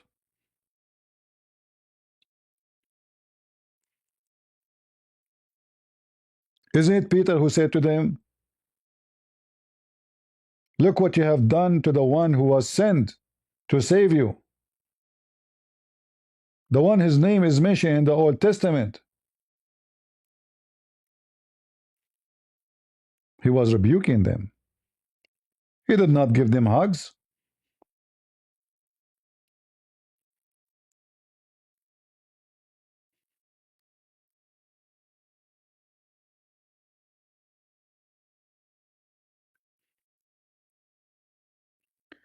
You mean Jesus said not to harm children? Yes, Jesus said, for those who harm children, it's better to put on your neck a milestone and throw yourself in the deep ocean. And this goes for Muhammad.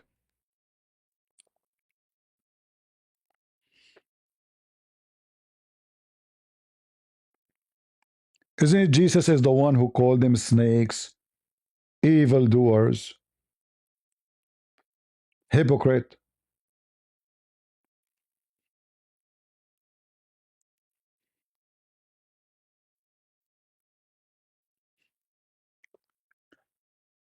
Do we have any Muhammadan would like to join us?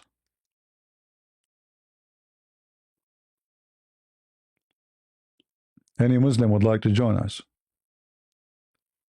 I feel today I want to learn good manner today from Muslims. Prophet Muhammad is a very good manner person, and Islam does not have sex slaves. No, they don't. No, it's not true. Even though the Quran says so, the Hadith says so, and Prophet Fifi says so. Exactly. Yeah, what I see from that verse is that you can be a pimp. Exactly. Exactly. So that's funny. What the verse is saying, do not force your slave women into prostitution so that you might gain something out of it, some worldly main. But if you do so, if you force them, then after that, Allah is forgiving, is merciful. I would ask you, The one saying Orthodox Muslim is life, bring him here. He's a kid. He's welcome. Let him call me right now. The first thing you will notice that this potato will never dare to speak about his religion. When he came to me, he said, "No, no, I don't want to talk about my video. I want to talk only about the father." What father? Who care about this father?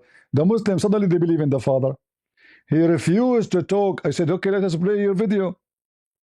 Let us debate about what you said." "No, no, no, no, no, no. I want to talk only about the father." And he ran. He put his tail between his legs and ran. Bring him here. Let us laugh together.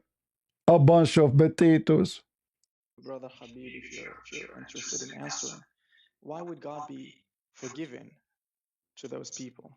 Why would God be forgiving right now in this particular scenario? Like the guy is forcing the girl to do. My friend, just search for you can be a pimp Farid and YouTube. You will find that there's tons of videos. The same video posted by many people. And obviously this video recorded by Farid, because Farid always he record people when he speak to them in private, so later he can use it against them if they say something. You remember what he did to Yasser Qadhi? He go and he leak all the emails of Yasser Qadhi. He's a mole. He might be working for the Mossad. You never know. Do we have any Abdul would like to join us?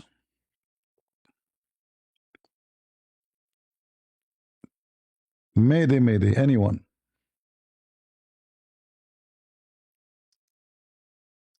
Any smart Muslim. Fornication to prostitute herself for money, basically, like a pimp. Yeah, for money. By the way, sometimes I say things I don't mean. I hope I did not offend you Muslims. Like when I say any smart Muslim, I don't mean it. I hope I did not offend you. I know you are very sensitive and you get offended for saying such a thing. Disgusting, I know. I don't mean it. Sorry. I don't mean it. I'm serious. You can't be a smart Muslim. So why you are saying that? It's obviously a mockery. How dare you to say that? A person who is smart, he believed that in heaven there's women, their legs is up and their butt is 1 mile and his penis will be endless. And each time he have sex with the women, Allah will put his finger in her vagina and he will make her virgin again. Isn't it, by the way, this is cheating? It's like I just did ride the car and then I get out of the car and then right away Allah changed the mileage in the car, make it 0. I mean, you're Muslim, your God is really weird. This is cheating. So each time I do boom boom the girl, Allah will make her virgin again?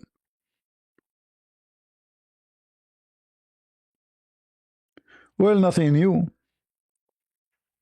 Allah, He made Jesus look like Jesus, but the real Jesus was not Jesus. So the Christian, they thought the one on the cross is Jesus, but this is not Jesus because the real Jesus is not Jesus. So they thought that Jesus is the one who's looking like Jesus, but Allah, He made him look like Jesus. So the Christian, when they see Jesus who is not Jesus, they will believe he's a Jesus. And then the Christian, they were saying, oh, this is Jesus, but in the real reality, it's not Jesus because He wanted them to think this is Jesus. So now the Christian, they get confused, and now they believe in their book that Jesus was Jesus, but Jesus was not Jesus because Allah in the Quran made Jesus not Jesus. Do you understand anything? He always play games. How we can believe that Muhammad is Muhammad? You never know. If Jesus can be cloned, Muhammad can be cloned. Right?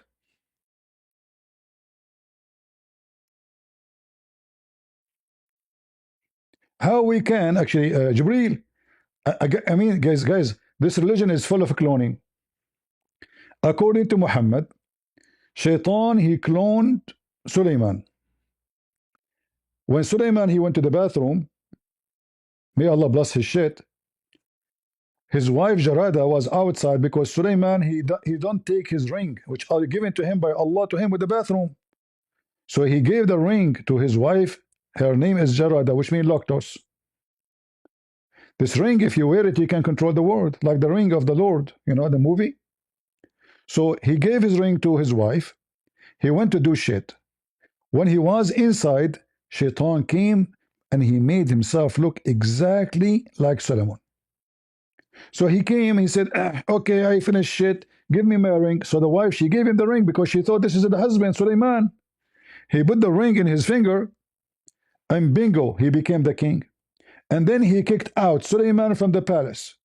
And then Suleiman became a pooter. He carried stuff for people in the market. And then the shaitan, because now he looked like Suleiman, he took all the wives of Suleiman all together in 1 minute and he started effing them all. After a few months, those women cannot even walk. Their vagina hurt so much, too much shooting. So they went, I'm not telling you my story, this is what the Muslim says. I can show you reference.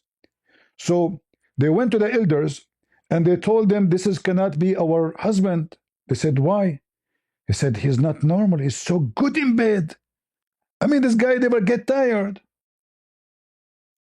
I mean, what he have there? This is not a penis, this is a bazooka. Hey, husband, you want to take a break? No. Continue. So they suspected, and the elder, they have meeting. What happened to the penis of a prophet Solomon? How come it became bazooka? And they come to the conclusion that there is something fishy. And when Shaitan, he felt like they discovered that he is fake, he ran, brother.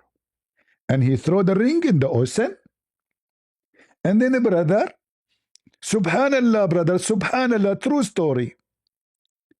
Suleiman, once upon the time, brother, I know you might think I'm making things up. It's hard to believe. No, trust me. So he was, brother, working as a putter in the port, carrying stuff for people, brother. He saw a man, he bought some fish. He told him, okay, what if I carry those fish for you? Do you give me 2 fish as wages to take it to my wife and eat, please? The guy, he agreed. Nice, nice. So Suleiman, brother, he carried the fish for the guy. And when they arrive, brother, home, he gave him the 2 fish. Suleiman, he went home and he opened the fish. What he found inside the fish, brother? He found the ring. Ta-ra-ra-ra, ta-ra-ra-ra. Hey, Muslims.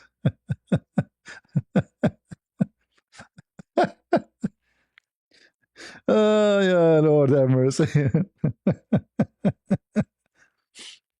This is from God? This is true story, huh? I'm sure it's true story. I mean, there's a lot of a proof of it. And look at the luck, man. The fish swallowed the ring of Suleiman, and the same fish turned to be in the fish he got from that guy who bought it from the market. He opened the ring, he found the ring, he opened the fish, he found the ring, and he became again the king. Read with me.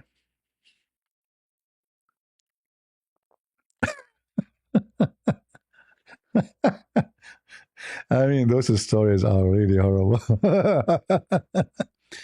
Then he went to the market and searched for work the whole day. Suleiman, he was a king yesterday. Imagine, guys, imagine. From a king, like I'm a Christian prince. Second day, I'm looking for. And every day he come back, empty-handed. I couldn't get anything. The wife said to him, doesn't matter. Tomorrow you will get it. Look how nice she is.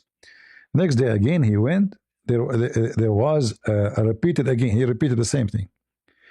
And the wife canceled on the third day. He reached the river bank and he saw a person fishing.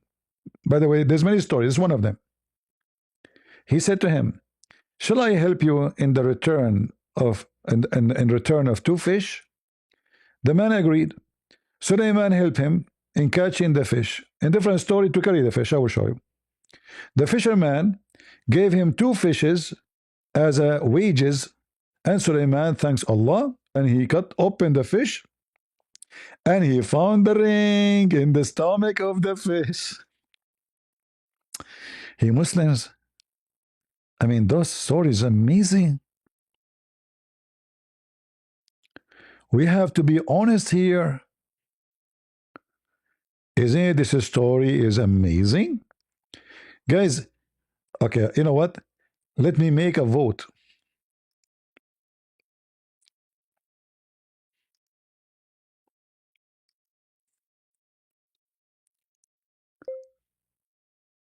Have you ever bought a fish or got a fish from the ocean or river and you found a ring on it?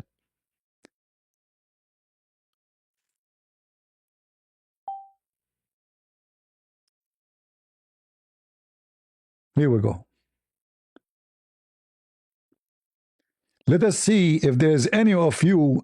He is here, the true Suleiman, and he's hiding between the bushes. The one who found the ring in the fish, he is the true Suleiman.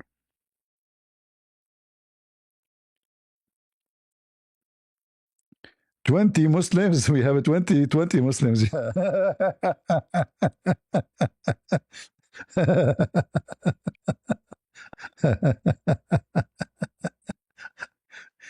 Brother, is that a story coming from the cartoon books or Mickey Mouse or what? What is this, brother? This is a true story, huh? Now, hold on. And look, he cooked the fish, he cleaned it, and they ate it. But let me show you more. Are we done? No, because the same story have Muslims. The same story have many story for it. Look. Uh,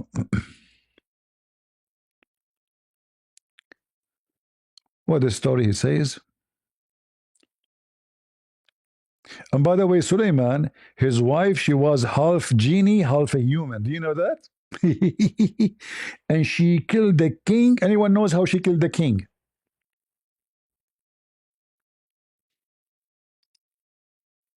Okay, I will make another poll. Hold on. To see if you guys getting the education you need.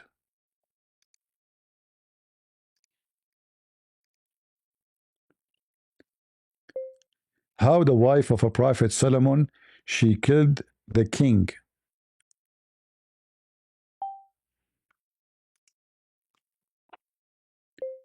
Using a knife or sword,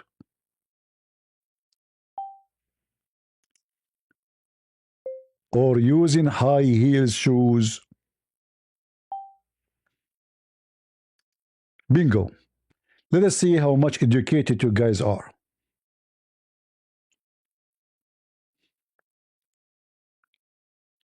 Hmm?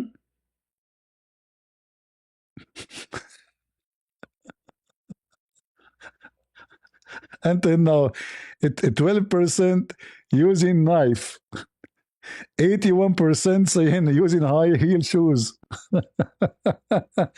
Bingo! The majority here are smart. She killed the king by using high heel shoes. This is why I'm still single. I'm telling you, those women are scary. Don't look at them like they are nice and look beautiful and pretty and they like feminine. You know, they are scary. She killed the king by her shoes. She told him, listen, a potato. You are coming to me with your army, all of it. What about you come alone? And she was wearing like sexy clothing. I'm sexy and you know it. The guy said, this woman, she have no. He said, okay, throw all the weapon outside. It's okay, no weapon. He got in, she took off her shoes. One hit. She did not even repeat the hit, brother. She unlocked his head from his neck. Any of you guys, you want to get married? What's wrong with you? Do you know how dangerous the story here? There's a consequence for what you do as a man. Women wear high heels for a reason and have nothing to do with looking good. When you are going to learn one, I don't know, I give up. Hey, Muslims, how many of you believe in this story? Hmm? She killed the king by her shoe? Really? And she is half a human, half genie? Hmm. It must be true. I'm warning you.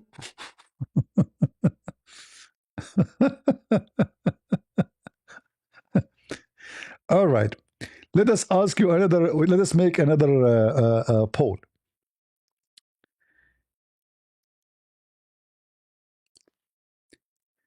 How big is the flying carpet of Solomon?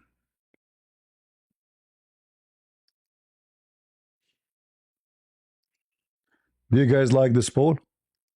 Game?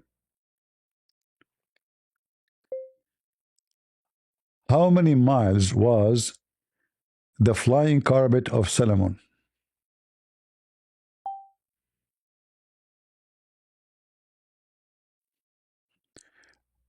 Let us see who is going to answer the question.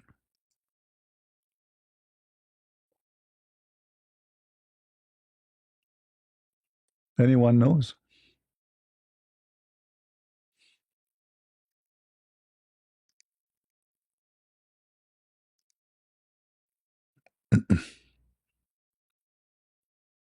How many miles? 250 miles? Hey, come on. You want Suleiman 3,000 miles. Okay, now we are, okay, maybe. You are getting close, actually. Very small, very small. Anyone knows the real number? 2,500? No. 4,000? No, less. Less. No, not 10,000. He said 3,000. I said close. Other person, he says 4,000. I said less. So now what we are talking about? 3,500 mile long, brother.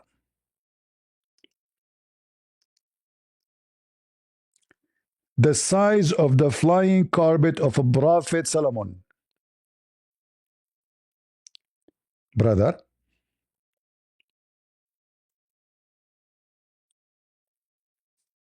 if there is anyone here, don't believe it, brother. In fact, this is the size of his enemy. Sorry, his army. But all of them, they go in the top of the flying carpet. In the top of that, his women, his slaves, his cooked, his horses, his cows, his animals, his kitchen, even the houses, the whole kingdom.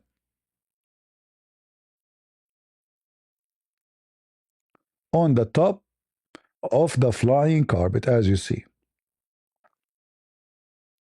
All right, brother?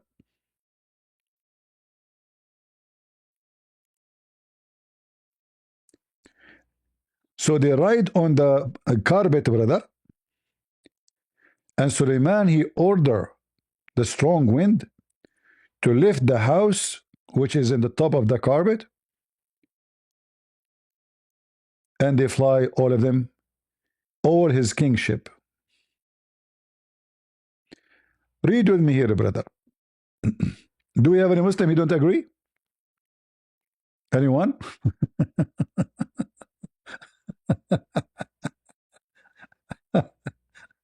Ah, Lord have mercy. Ah. By the way, the Muslim, they found where the gold and silver grow.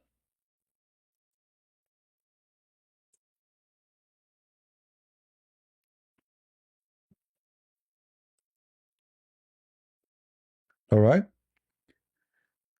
So when Suleiman was flying over the flying carpet with the flying carpet, he reached the area. There's a valley. It's called the Valley of the Ants, where silver and gold is grown.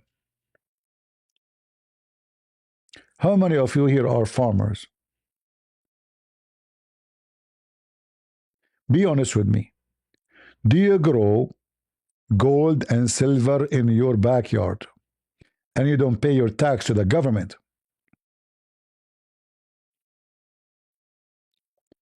Brother, Islam is full of a true story. In the Valley of the Ants, and why Allah he put the where the silver and gold grow in the Valley of the Ant? It grow only there.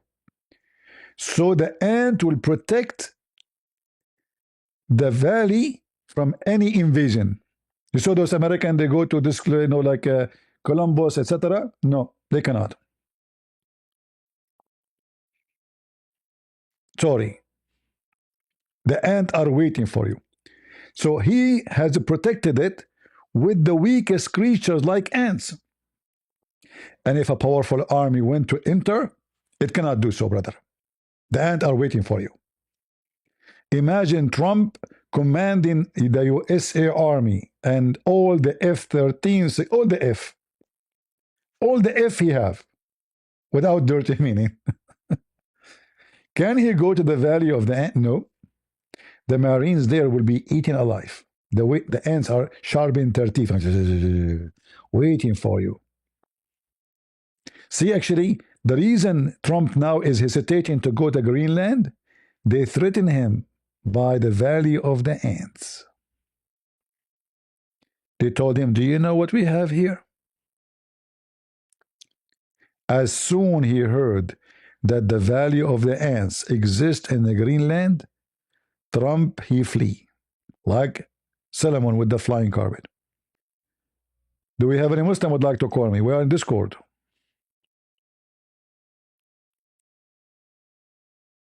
Anyone? Yeah, I like this one. How we can copy this thing? Hold on.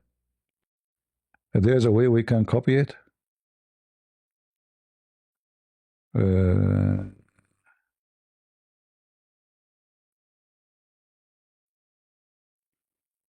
yeah, I see here something actually very funny. Somebody post a picture of the ant, and they are an army of ants in Discord. Too bad we can't show it in the.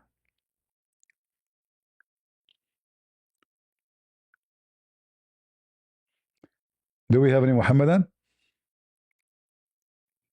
All the stories in Islam, in the books of Sunni or Shia, it doesn't matter. All of it is true. We have a lot of evidence. All right. And not only that, actually, there's in the story that an ant, she debated Suleiman and she got him busted. Seriously. Suleiman, he have a conversation with the ant, as you know, in the Quran, and the ant, she got him busted. He could not refute her. This book is full of wisdom, my friend. And the funny, everything they say to you, according to reliable chain. This is reliable, by the way, you know. Yeah. Yeah, yeah. Let's read this one here, this part here, about laying eggs. I will use Google to read it for me so I can rest my voice. According to reliable chain, it is narrated from Imam Zayn al-Abidin that ringlet which is on the head of Ababil, swallow, and ruddy goose is due to the patting of Suleiman. One day that a male bird wanted to mate, the female did not agree. He said, "Do not stop me, I just desire that a son should be born that will praise Allah." She accepted. When she was about to lay the egg, the male bird asked where she intended to lay it. She said far from the roadside.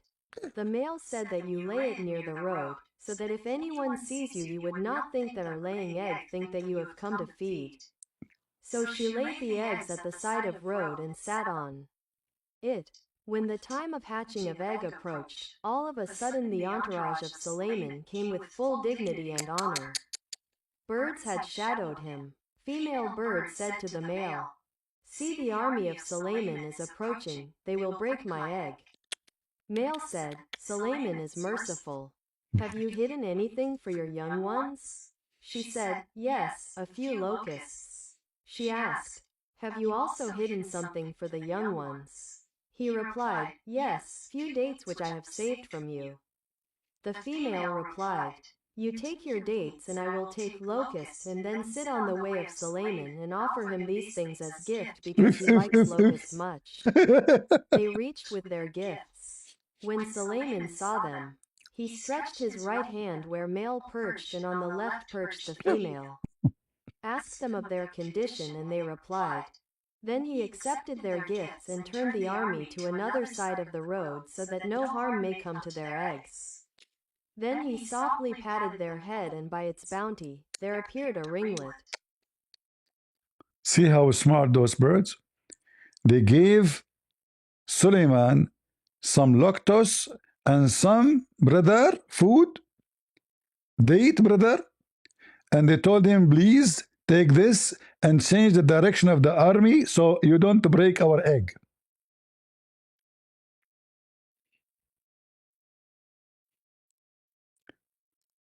Let us be honest here. Aren't you amazed?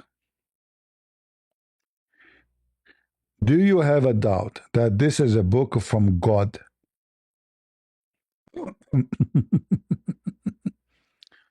Oh, the daily expenses of Suleiman were 70 million. Hold on, hold on.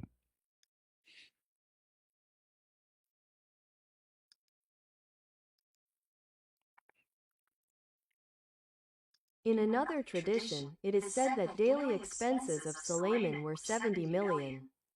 One day an aquatic animal emerged from the water and said, "O Suleiman, feed me one day." Suleiman ordered, and 1 month's provision of the army was collected at the shore, which was as high as a mountain. The fish took out her head and gulped all the food at once, and said, "O Suleiman, this much is not sufficient even for a day." Suleiman was surprised and asked, "Are there other animals in the sea like you?" She replied, "There are 1,000 species like me."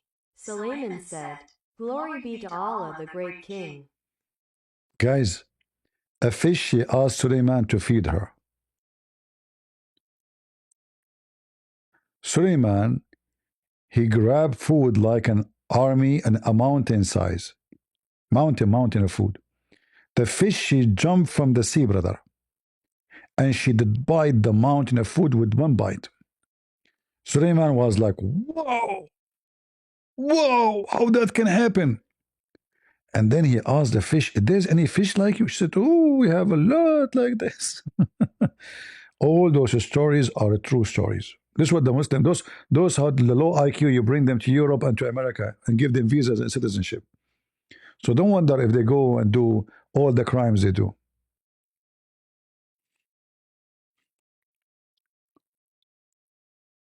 Look at this here.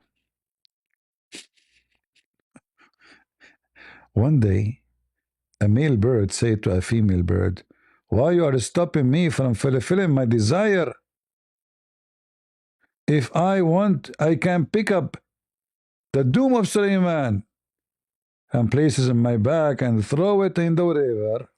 He must be a big bird, this bird, you know. Man, this is true story. All those stories, look how amazing they are.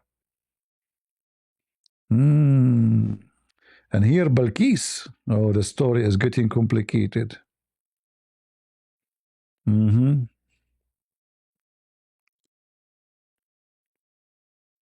we have any Muhammadan?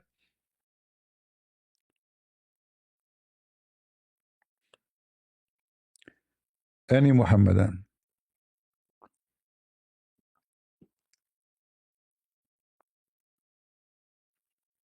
No?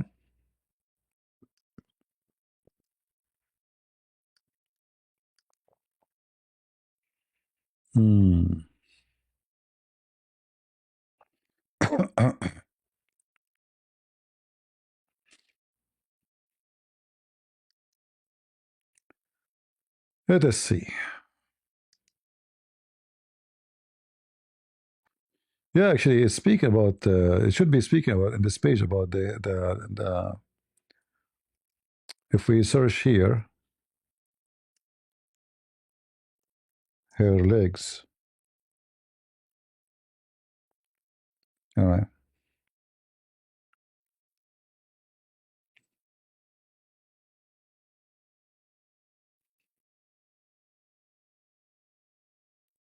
How Suleiman, he noticed that she have very hairy legs. She walk in a floor made of glass and water. So he saw the reflection of her ass. But brother, the shaitan, he made her very hairy, brother.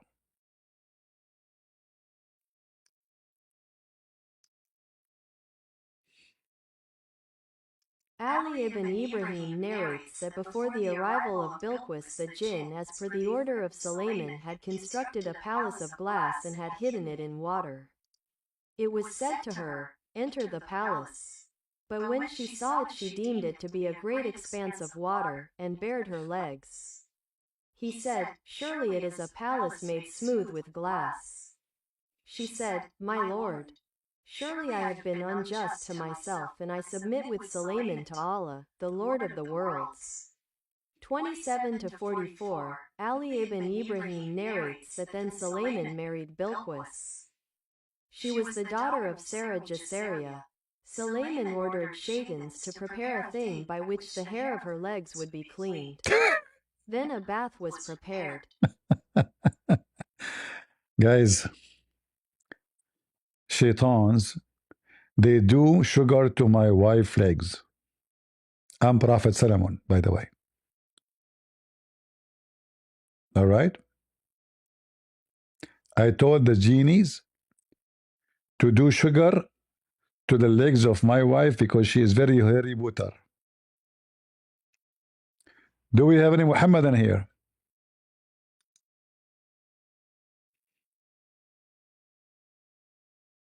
Hmm? This is from Allah. Huh? Those stories, all of them, and the Muslims are screwing us about what make logic. Like, do Trinity make sense?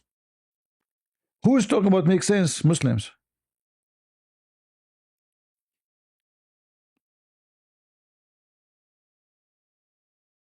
Sugar is properly painful. Okay, don't use sugar. Use salt. Come on, just do it anyway. Who care? Thank God I'm not a woman.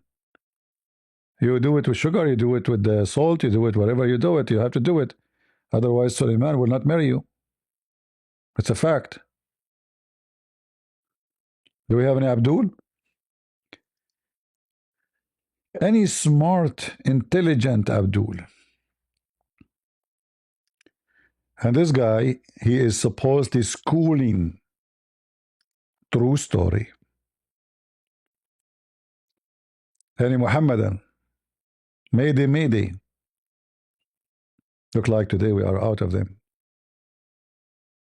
We have zero Abdul from the religion of the fool.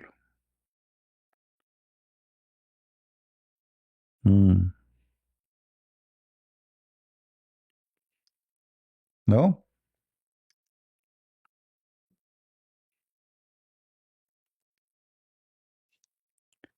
How many kilos of sugar is needed for your legs? You see, Muhammad, by the way, he used to do sugar. The guy is a gay. You see, in the Middle East culture, if a man he take the hair of his legs or his body, that is a gay behavior. Maybe in different culture is different, but this is how it is in the Middle East.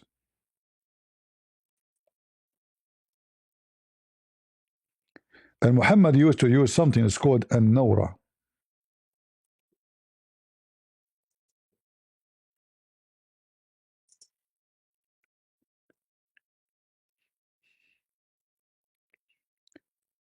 Let me see.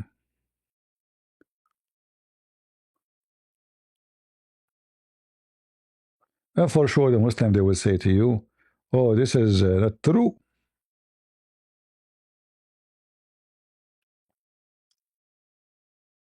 But it is.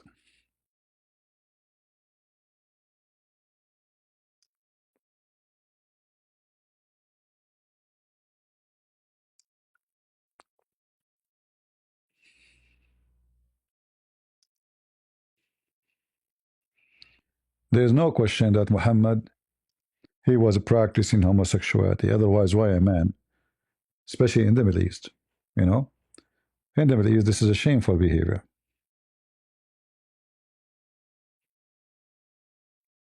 See here, they make a da'if, but this is Sunan Ibn Majah, and this is authentic.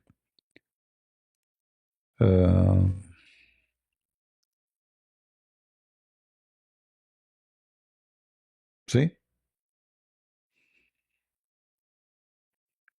He removed all his body, not only. And the women, his wives, will be working in his body. So they make this this material. I think they mix it with they boil like the sweet date. You know, sweet date is very sticky, something like that. Maybe I'm not sure really, but it's something like that mostly.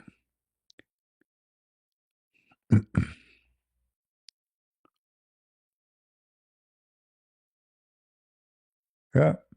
So he start with his pubic area, and then he shave all his body from the rest of his body.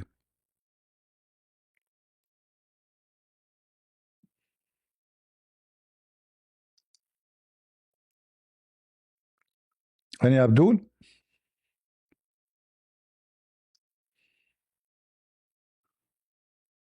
Uh, yeah, it's a body wax. It's the same, but you know, the sugar will become a wax if you.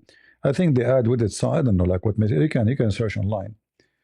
Uh, in the Middle East, women they used to do that like by their own at home. You do it at home. They cook sugar and they mix it with something. I forgot like what it is. I did read about it, and then it became very sticky, very sticky. Like it's going to be in the size of your hand bowl, and then it's like dough, but it's very sticky. And you put it in your body, whatever area, and then you repeat so fast out, not slowly. And then it's going to take the hair from your skin. And for sure, it's going to be very painful. You know, you can ask Sheikh Othman. I'm sure he's expert with it. Or Muhammad Hijab. He shaved the hair of his chest. If you notice, there's pictures for him. The guy always he liked to show his chest. There's pictures of him. He have hair in his chest, and then suddenly, and always he wear pink, and then suddenly, his chest have no hair.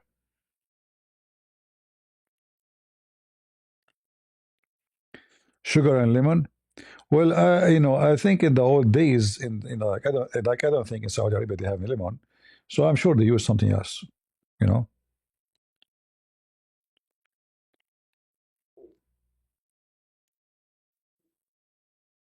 I can actually search. Hold on.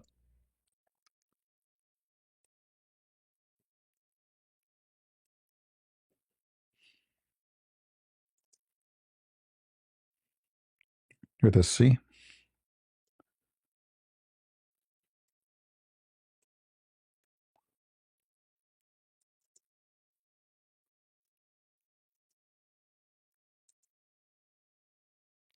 All right.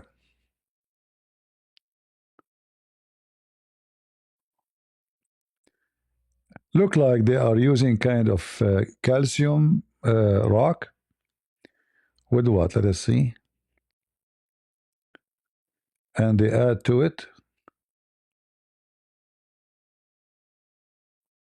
water and salt and kind of sugar. For sure, at that time they used their own way of sugar. Mostly, I think it's a palm date. Let us see.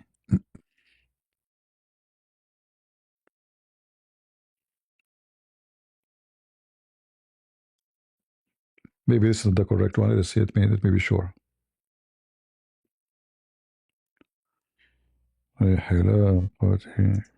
شعر.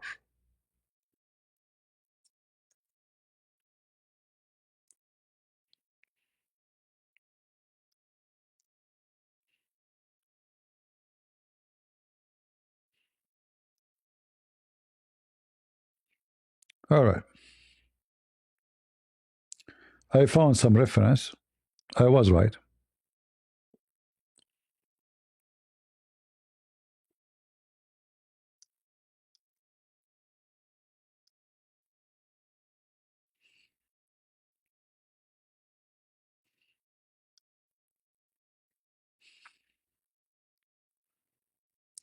This is the Islamic reference for it. And obviously, the Muslims are interested in it because Muhammad used to use it. So the Muslims, they use it. This is the book name, as you see. File number 1, page number 290. And let us see where they explain.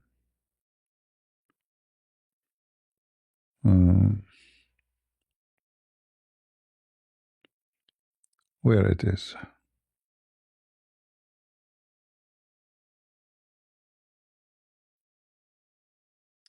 Where?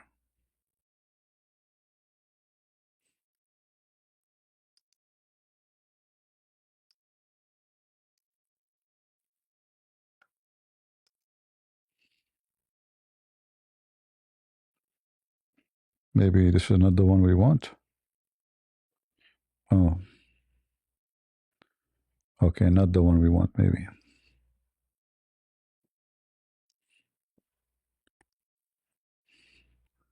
Let's try again.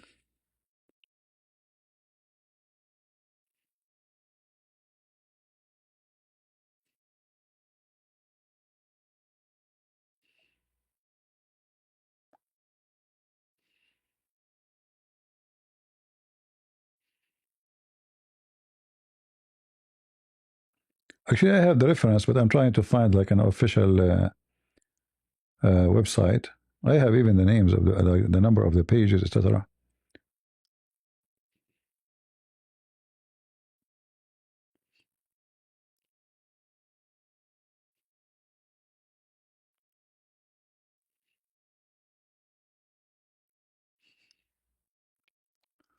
Wait, let's see.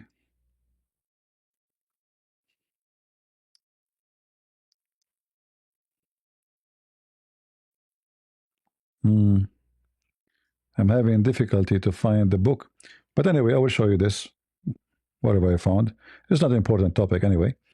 But in case you want, this is the name of the book. Let us translate.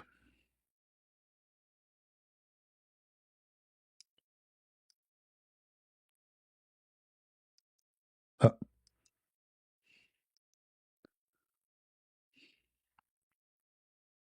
What is depilatory powder? Depilatory powder is a lime-based substance used to remove body hair, especially from the genitals and underarms. It also has a significant effect in sterilizing the skin and eliminating unpleasant body odors. The scholar Al-Tarihi said, it, meaning the depilatory powder, is limestone. But the term later came to refer to a mixture of lime with arsenic and other substances used for hair removal. Majma al-Bahrain, 3. This is the reference. The translation is not correct. So here it says an-nawra, not this trans. So it is made from limestone and arsenic. Now you can check out if using arsenic with your skin is something healthy. Disclaimer, disclaimer. Is using arsenic is something good? Yeah, and by the way, the Muslim women, they use arsenic for their makeup. That's why, if you notice Muslim women who use Islamic makeup, not the one they buy from, like, normal product in the market, like especially expensive ones, their faces look so, so, so, so smooth. Because this arsenic will make the skin like a baby skin, but is going to make you age extremely fast. So Muslim women, they start putting this very wicked makeup to make their baby. Like when I was a kid, I used to look at Muslim women, their faces look different. Seriously, their faces look different from Christian women. They look extremely white, extremely. It's like there is no color for the skin because it's fake. And their skin is so smooth. And then I learned that they have a makeup they use in their faces. And then by the age of 13, they will look like they are 55. At the age of 55, they will look like they are 70 something. Because this thing will destroy your skin. And when you add once, you have to add more. Like every year, your skin need more of this makeup to give you the same result. It doesn't work the same as the first time. And it's going to destroy your skin.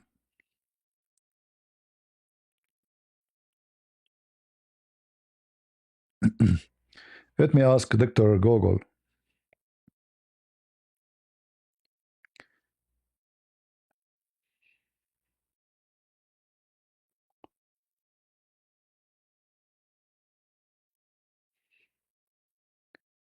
All right. Hey, Gogol. Is using arsenic for makeup for women faces is a good and healthy thing? No, using arsenic in makeup is dangerous and toxic. While it was historically used to achieve a pale complexion, we now know it causes skin lesions, organ failure, and cancer. Modern cosmetics use safe, regulated pigments instead. Would you like me to find safe alternatives for achieving a bright or even skin tone? So did this material cause like speeding ages or aging? Yes, arsenic causes severe premature aging. See? It destroys the skin's ability to repair itself and disrupts cellular health. Specifically, arsenic exposure leads to hyperpigmentation, dark raindrop spots across the skin, hyperkeratosis, thick wart-like growths and rough patches, loss of elasticity, accelerated wrinkling and sagging as the toxin damages collagen, chronic inflammation, a sallow, sickly appearance rather than a healthy glow. Beyond surface aging, it accumulates in the body, leading to organ damage and various forms of skin cancer. Would you like to learn about the history of arsenic wafers or modern ingredients that safely brighten skin? Do you see how stupid they are? And they claim that Muhammad, he never did something bad. So he was using arsenic for his skin to clean his body from hair, Mr. Harry Potter. Do we have any Muhammadan?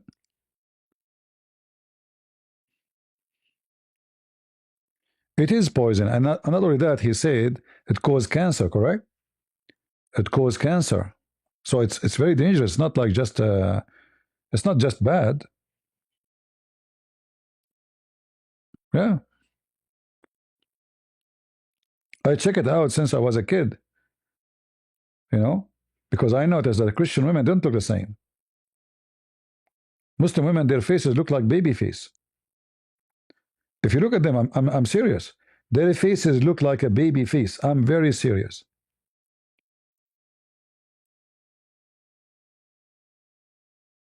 And then I learned that they are using this makeup. Only Muslim use it. Christian don't use it. And then I learned too that Muslim women, they age so fast. So at the age of 30, she will not look good no more. And this damage cannot be repaired. Like if you stop, your skin will not recover. That's it. It's like a permanent damage. It's not something you can repair later by, okay, I'm going to stop using it now, and then I will be fine. No, it's one-time deal. It's like drugs, you know, the one they take it to destroy their brain cells. You can't repair it. That's it.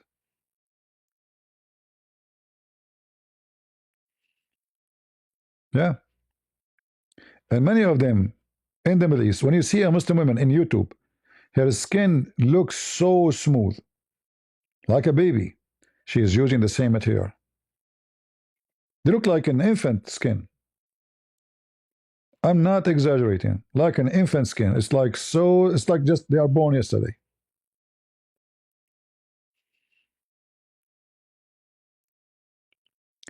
Yeah, actually, it's going to cause more damage when they go in the sunlight, correct? This is why they try to cover their faces, or they put something like, you know, the hijab, they make it like go long like an umbrella in the front of their head. They make like a balcony, you know?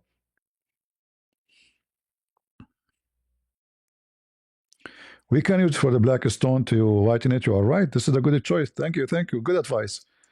I'm going to ask Trump to hire you for what they call it, this Elon Musk. You are sufficient, my friend. Oh, she is a lady. She thought about it. See, ladies are smart. Not like what Muhammad he said. We can use this arsenic to whiten the black stone. Bingo. You got it right, sister. Hmm. But what is your name saying here? This is a bad name. Is that like is that you choose that name or what that name there? Doesn't sound like a good name for you. Hmm. Do we have any Muhammadan?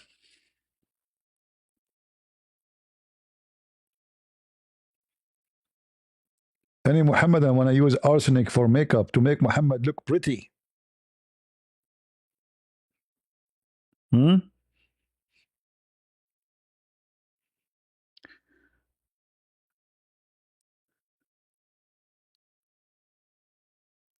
Actually, I chose the wrong name, huh? I was wondering who is that guy. Yeah. This is the name who made. Yeah, sorry, I wiki your name. Change your name. That girl who have her weird name. Yeah, so maybe it's good use the black stone to make it white. Hmm. It's a name of a city, really? That name of the city is not a bad name. Sorry, I got you wrong. Excuse me. Excuse my. She is immigrant coming to my country, England. So Wissessex. I was thinking about like this is must be a dirty name. What is that? So it's a name of a city in England. I forgot about my country, England, because uh, those English people, and Irish, they come and occupy my country, England. It's an Arab country originally, and they took and migrated to my country, and now they claim they speak English. My cousin Shakespeare, they call him now Shakespeare, those liars. He told me about all those things. Yeah, sorry, it's my ignorant. I thought it's a bad word.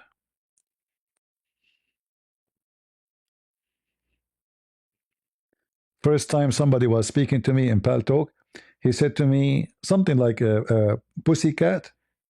I kicked him out of the chat room. I said, why you kicked him out? He said, he's speaking dirty. I said, no, he did not. I said, no, he did. He said, no. What word? He said, didn't you hear him saying pussycat? I mean, English is funny, by the way. Pussycat.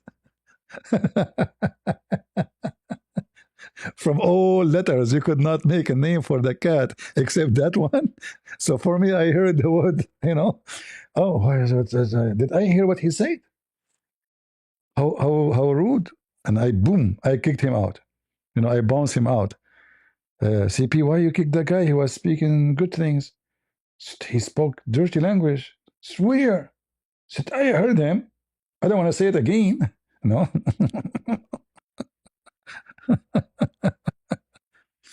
Not all Muslims are bad. Are you sure? Well, if you are a Muslim, that means you believe in Muhammad. If you believe in Muhammad, you believe in a bad person to be good. That means you are bad, right?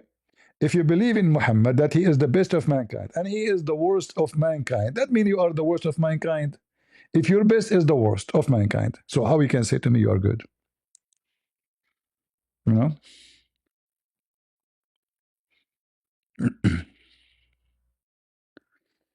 Yeah, it's all right, sister. I apologize. I don't know. I don't know that this is the name of a city. Thank you for. Oh, sorry. You are a guy. I know. The icon have a picture, and I saw a girl picture. How I know? All right. See, you have all the reason for me to be confused. I became like Muhammad now. The word, the language, the image. Do we have any Muhammadan here? You can be a pimp. All praise to Allah. All right, as long as we are out of customers, so I better finish here. And we hope to go live tomorrow.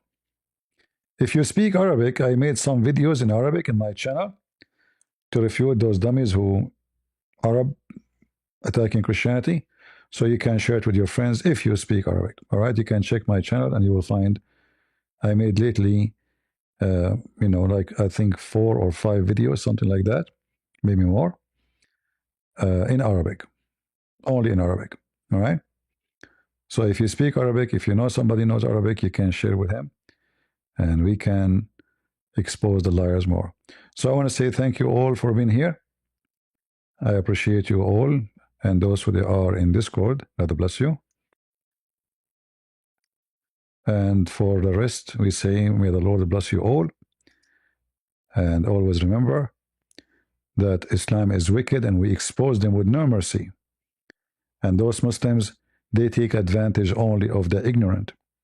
So, my friend, my advice to you, your family, your children, educate them. They go to school, they meet with Muslims, and Muslims are very well trained, very sneaky. And your child is naive. And I'm not saying the word naive to insult. It is true. They are naive about the topic, and they can fool them, they can drag them, they can convert them, all because you did not tell them, you did not educate them. So, what we do here is to teach your kids. You see, the new generation we see now, all those young ones coming to expose Islam. I'm so proud of them because finally, what I dreamed to happen, it's happening. Today, you see in the internet, you see many, many people having channels, young ones, exposing the garbage of Muhammad. One day we used to have zero. Like you can count them by your fingers hand, like 3, 4. That's it. Today is not the same. And we are sharing knowledge nobody heard of it before. One day I will go to my Lord, but the knowledge we leave behind will stay. The books I made will stay. The videos, thousands, tens of thousands of videos. Tens of thousands. According to Muslims who made a study, PhD study about me in Indonesia, 23 million videos posted under Christian Prince until the year 2021, which means we are not including the last 4 years. 23 million.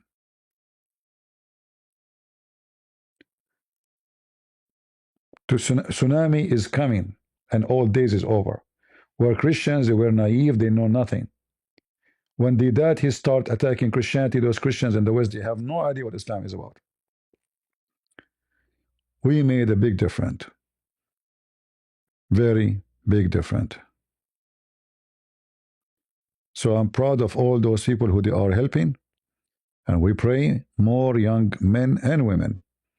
Remember, you as a woman, you have a duty too.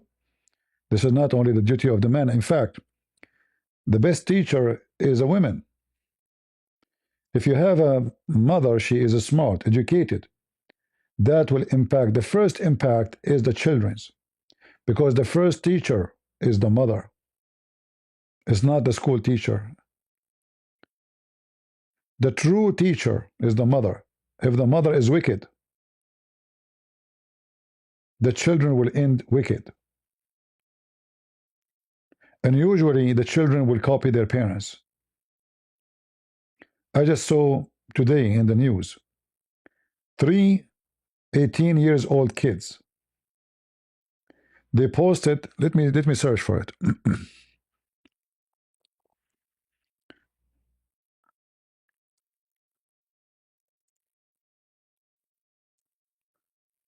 In Facebook Market,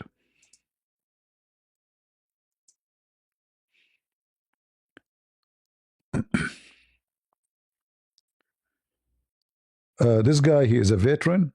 He have a family, he have a children, he have a career. He wanted to sell a phone or buy a phone. I'm not sure what is the. So he went to and he met with those, or let us say he found them in Facebook Market.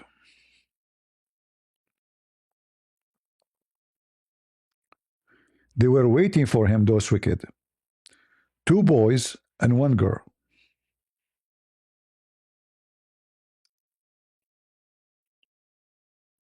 Imagine. And they have a gun with them. And all of them, they are 18 years old. And the first thing will come to your mind, how in the world how you think about such a thing. They killed a young man who have a family, he have a children. He's a good man, he have a career. He's a smart, intelligent, he served the army, he saved the country. They killed him for a phone.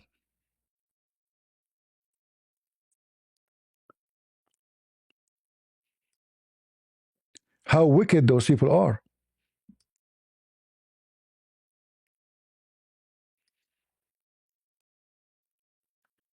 For the sake of a phone.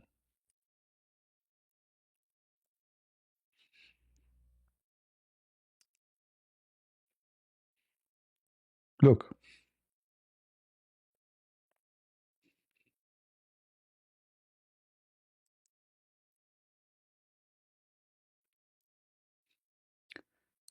Would you believe if you see those kids in the street that they are criminals and they are willing to kill you to take your phone?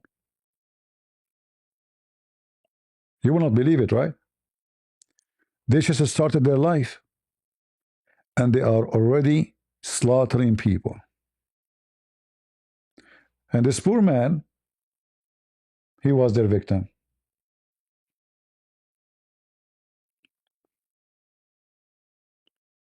No, this is in USA. This is in USA. He is a Marine guy. So, you know, he is an Army guy, he's trained, he's a Marine, but he never expected, I mean, this guy, he went to war, he was fine. He fight maybe Taliban, he was fine. But in America, 3 kids, criminals. Because this is all coming from the family, I assure you. Those kids, they reach this point because they have no real parents. There's no way they have a parents who teach them good manner. They will do that. And if they have good parents, that means they have a very bad friends. So imagine the poor guy, he go to buy the phone or to do something in this stupid Facebook market, and then they are waiting for him. They grab the gun, give us your phone. Maybe he resists. They shot him dead. He called his family before he's dying, saying, he said to his wife, his kids, I'm dying. This is the last word he said to them.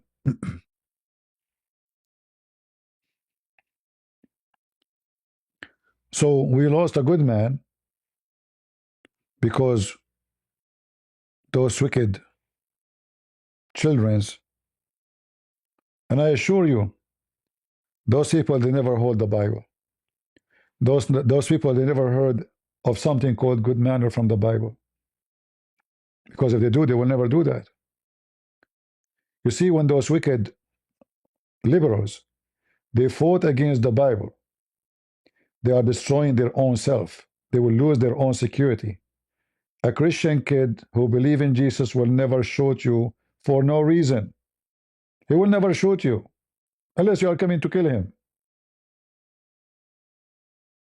He will not steal. He will not rob. He will not rape. Because he knew very well that this is against the Lord teaching. So they fought against the Bible, and this is the result. Drugs, killing, robberies. Those are little kids. Look at this girl. If you see her, you will think this is you know, like she can be like she's a kid, baby kid. Look at this guy. Who in the world who would think this guy can kill?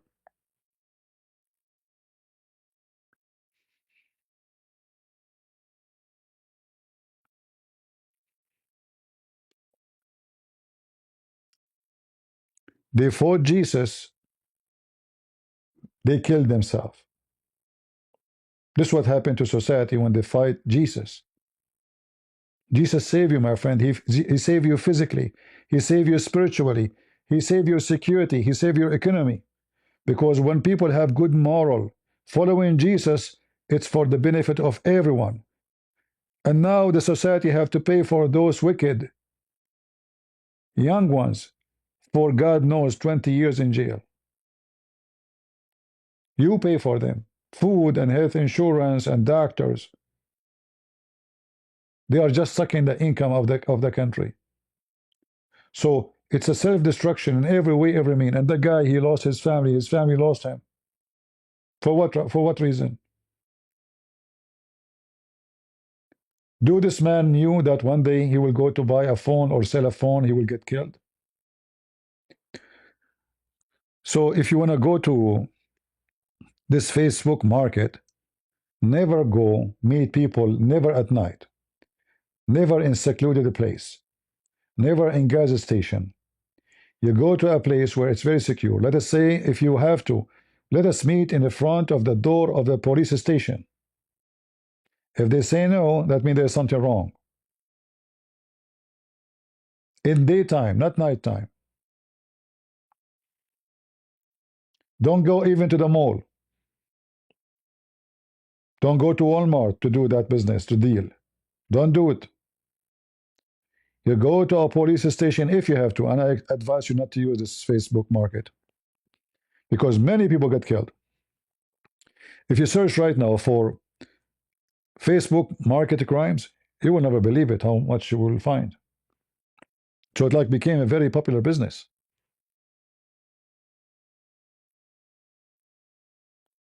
All right. I saw a video today of a woman, somebody obviously from India, he have an Indian accent. He called her, he told her something about her son, etc. And he told her you can pay the bounty or something, go to the corrupto machine. And he gave her the account, he told her to log in, and she started pushing money, cash, in the corrupto machine. A woman, she saw her. I think she worked in the store where the corrupto machine is. And I never heard of corrupto machine. This was the first time I see it, actually. So she noticed that she is pushing thousands of dollars. So she told her, what are you doing? She said, somebody called me from the bank, Chase, we have to make a payment. So the woman, she told her, stop. It looked like maybe they are a scam. Because if they don't do that, the woman, the old woman, she's old. She's like, I don't know, almost 90. So she called the cops, and she is lucky. Because, after you push all the money, imagine how much money she is pushing. It takes time. And she was talking in face camera. The guy, he told her to open the camera in her phone. Telling her what to do. And then when the police arrive, it is almost when she is done pushing money, and she would like there's a bomb. It says enter. If she pushed that bomb, all the money is gone. Police can't get it back. Its corrupto is going to be in India in second. And imagine the police came to talk, and he grabbed the phone. He spoke to the scammer. The scammer started shouting at the police, telling him none of your business. I don't know if I can find the video. I forgot the name of it.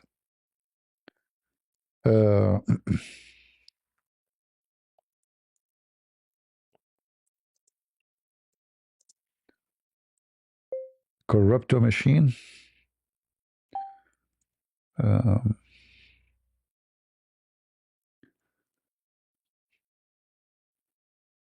Yeah, and the woman, she actually, in the beginning, she's upset from the policeman, but she was very lucky.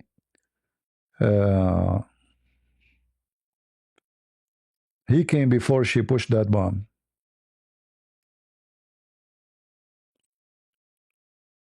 Maybe you can search it yourself and you will find it, I'm sure.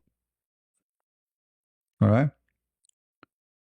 So they will hunt all people who they are not aware of those kind of scam. They are naive.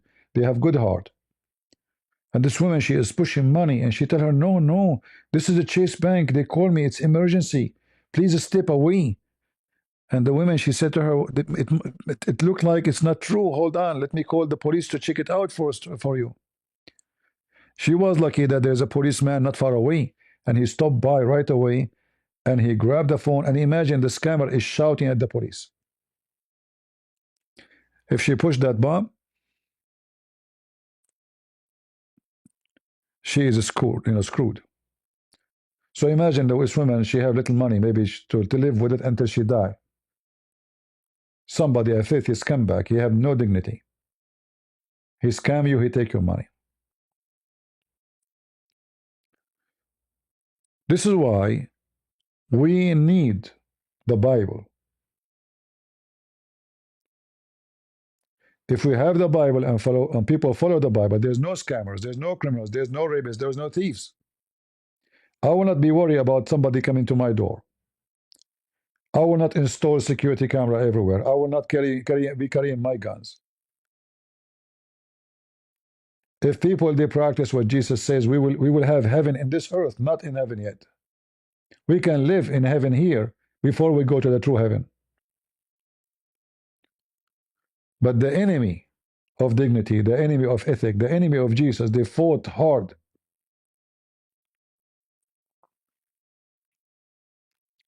And they will pay the price for that. Because those society, the most corrupt, is the first one to pay. The less ethic you have, which is the less of belief in Jesus, because it's connected. You see, you might say to me, well, there's many atheists, they will not do steal. The question is, they don't do steal, is that because they have their own ethic or because they are afraid from the law? It might be they have their own ethic, says this is wrong. But a person who have a book, he believe in it. It is necessity to believe in it. A person who have no book, it's up to him. So maybe today he don't believe he should steal. He think it's wrong, but tomorrow might change his mind because he is not under a guideline. Consider it as a red line. It's up to him. So you might find somebody is an atheist. He is not willing to steal, true, or to rape.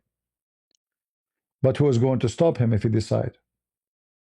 His moral is personal, and it's up to him. He can change the red line. He can make it higher. He can make it lower.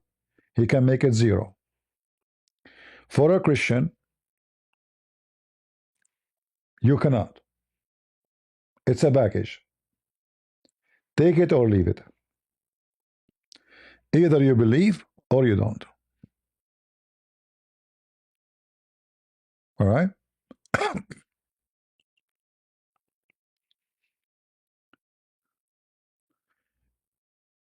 Yeah, I know. I mean, but and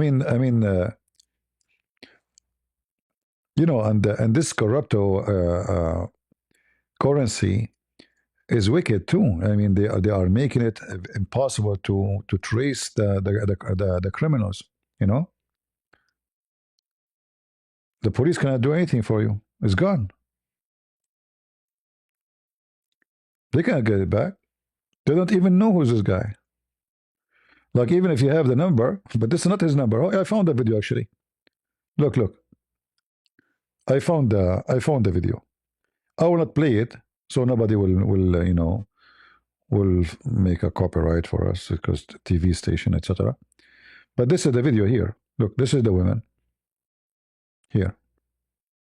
She was sitting in the machine and she is pushing the money, thousand after thousand.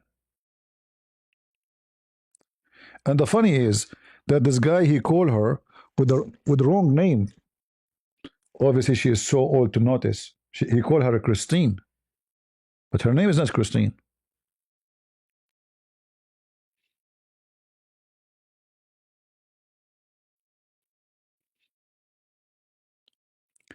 And I think this is the woman, she saved her. She called the cops. Many women, they target old men or women. You know, very filthy professional criminals. And what make it more sad that those old ones, they don't understand that they are trying to save them. When you say don't send the money, don't do that. They will call you using tax IRS phone. They would look real. They will send you, even I saw another scam, they are using WhatsApp. Do anyone have WhatsApp? If you have WhatsApp in your phone, take it off. It is the most untrust application. They can hack everything in your phone using WhatsApp. You have always to update yourself with knowledge about those things. Otherwise, you will turn to be a victim. They will send you a message, and the message will appear from one of your friends because they hack his phone too. So not only that, like they will hack your phone, and then they will be able to use your phone to send messages to your friends. And they hack them the same way they hack you. So they will send him a message says, "Oh, hey, let us say I have you on my phone, my WhatsApp, if I have one, and you will receive a message from me. You know, this is trustworthy, and I know this guy. Maybe he's your husband, maybe he's your cousin, or etc." So you click. I found your picture here. Is that you?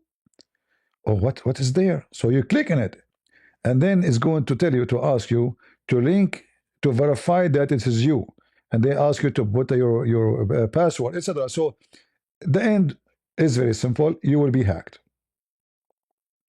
And then they will send message to other people who are in your phone.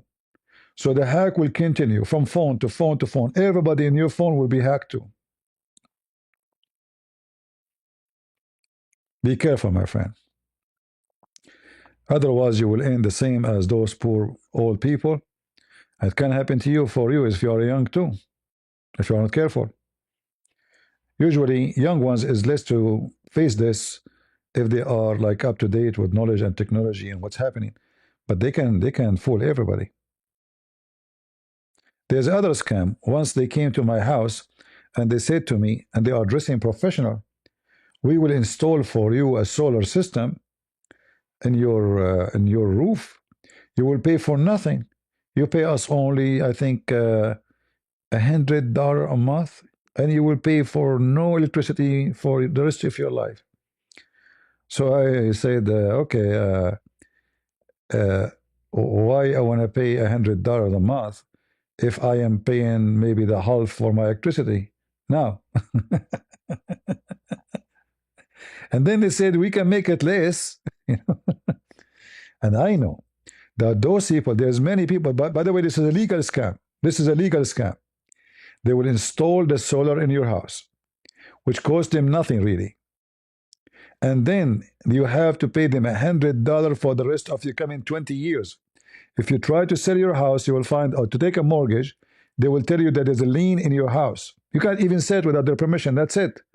Because they have their property on your property. You sign for that in the contract. And then you go to them and you beg them, please take it off. I don't want it no more. They said you have to pay us. And then they put conditions of the payment. And they will take a severe payment from you. It's legal. You signed for it. It's you who chosen it. You agreed the terms and conditions.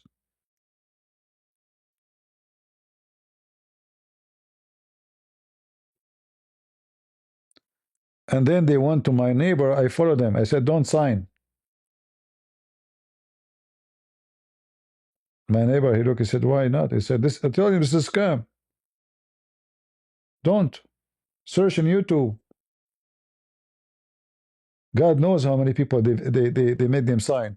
And you can do nothing about it. This is legal. They can take you to court. They can take you to court. So they will install a bunch of solar. They will cost them $1,000 on your roof. And a few batteries will not do really much good. And they put lien in your house. And then you want to take it off, you have to pay us a lot of money, 30,000, 40,000, when it costs them only 1,000.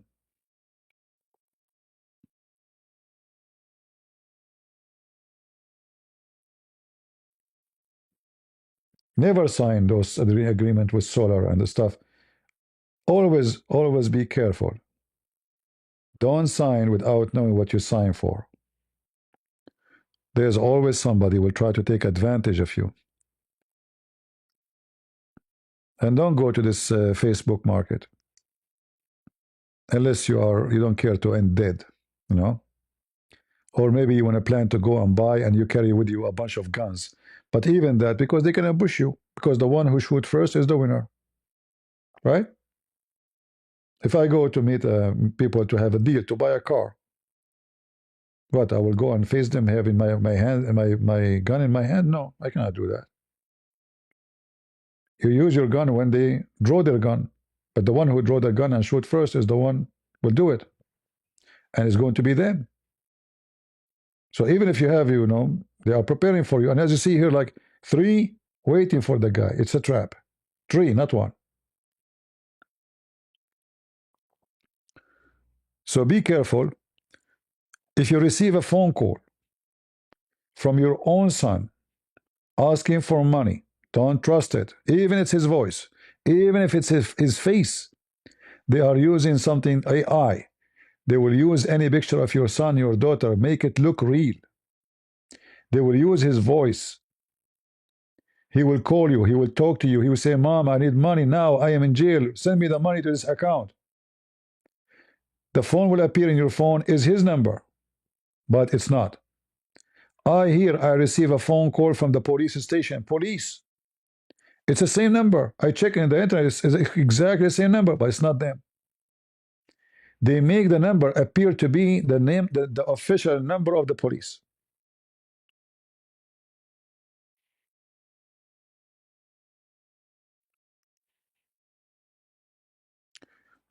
If something like that happen, you hang up on them, And don't call back the same number you saw and don't return the call. Go and dial the number which is listed in the internet, not from a link they send you, official link which is in exists in your town from long time. And then you call the number and ask them, did you call me? All right. And if you have to go in person, never, the police will never call you to ask you to pay them money. Never. No court, no tax, no IRS, nobody.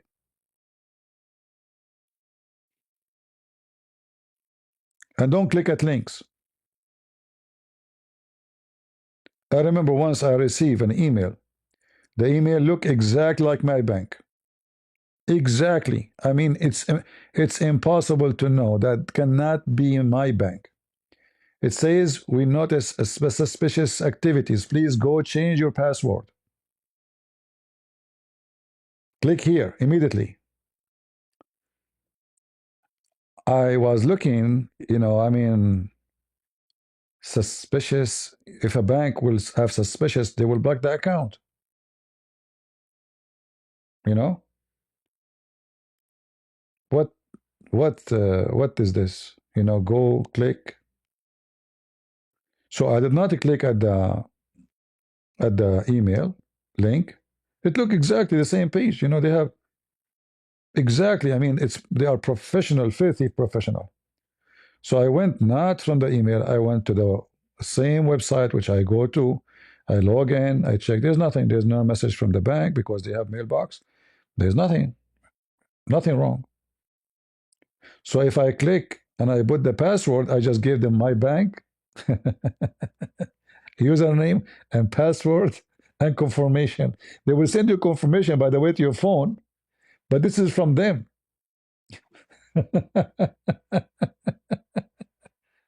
And they will say to you, you will receive a confirmation. Please send it to us. You give it to them, and now they have the username, the password, and the confirmation sent to your phone from the bank, the official bank. Because right away they will use your password and username, and they will the bank will ask them for confirmation. They send a text message or to your email. Provide us, please, with this confirmation. You give it to them, that's it, they have access. And bye-bye to your money. So you have to be smart. Those scammers are the same as Muhammad. They try to convince you that they are legitimate, but they are far from anything have to do with something to be legitimate. It's exactly the same like the Muhammad. He want to convince you that he is sent by God. Give me your money and give me your women. Any woman offer herself to the Prophet to F her. They are the same equality. So I want to say thank you guys for being here. I was supposed to go a while ago, but I wanted to give you some advice about things I saw and I heard. And I hope the Lord will protect you from any kind of those filthy people and avoid them from your way. But be careful, be vigilant as the Bible advises us and commands us. Don't be like we are loving, but we know that evil is exist and Satan is exist. So we should be always be vigilant. We don't think bad about people, but we should be expecting bad too, because it is exist. And it can be the one you don't even think for a second that he is bad. The one who have maybe an angel face. Those are the most deceiving ones. Today, actually, they come to my house and they claim that they are from a company without saying the name. I don't know if they are legitimate or not. He said, we can give you a fastest speed internet. The deal is good, very fast. I said, well, I will go to your website. He said, I can do it right now. You need to give me your driving license. We scan it. I said, no. No, I don't know you. I said, I have my badge. I said, so what? I can make a badge. I mean, they are making a badge for FBI. What badge? I said, I can show you the tablet I have. I said, maybe they are legitimate, by the way. I'm not sure. But I refuse to give them my ID. He said he will scan it. and you have to put it in the system. I refuse. I say, I will go to your website and I will check the deal. If I like it, I will sign for it from your website. All right? Not, and actually, yeah, I did not open the door right away. I check them out carefully to see if it's possible, and I have my guns with me. You know, I'm not that guy when I play with me. It's always loaded. You know, so I'm always ready when somebody come to my door. Uh, yeah, when I felt like they are not really, they don't look like, but look can be deceiving. You are right. Usually, you should not open the door. You are right. Yeah, you have to be careful. Anyway, thank you all for being here. May the Lord bless you. And always remember that God is good. So is Jesus. And don't forget to download this video, cut it pieces, and get this guy Abdul busted, who he claimed that he schooled GodLogic. In fact, we wiped the floor with you and your prophet and your lies. God is good. So is Jesus. And we are the crusade. See ya. Bye-bye.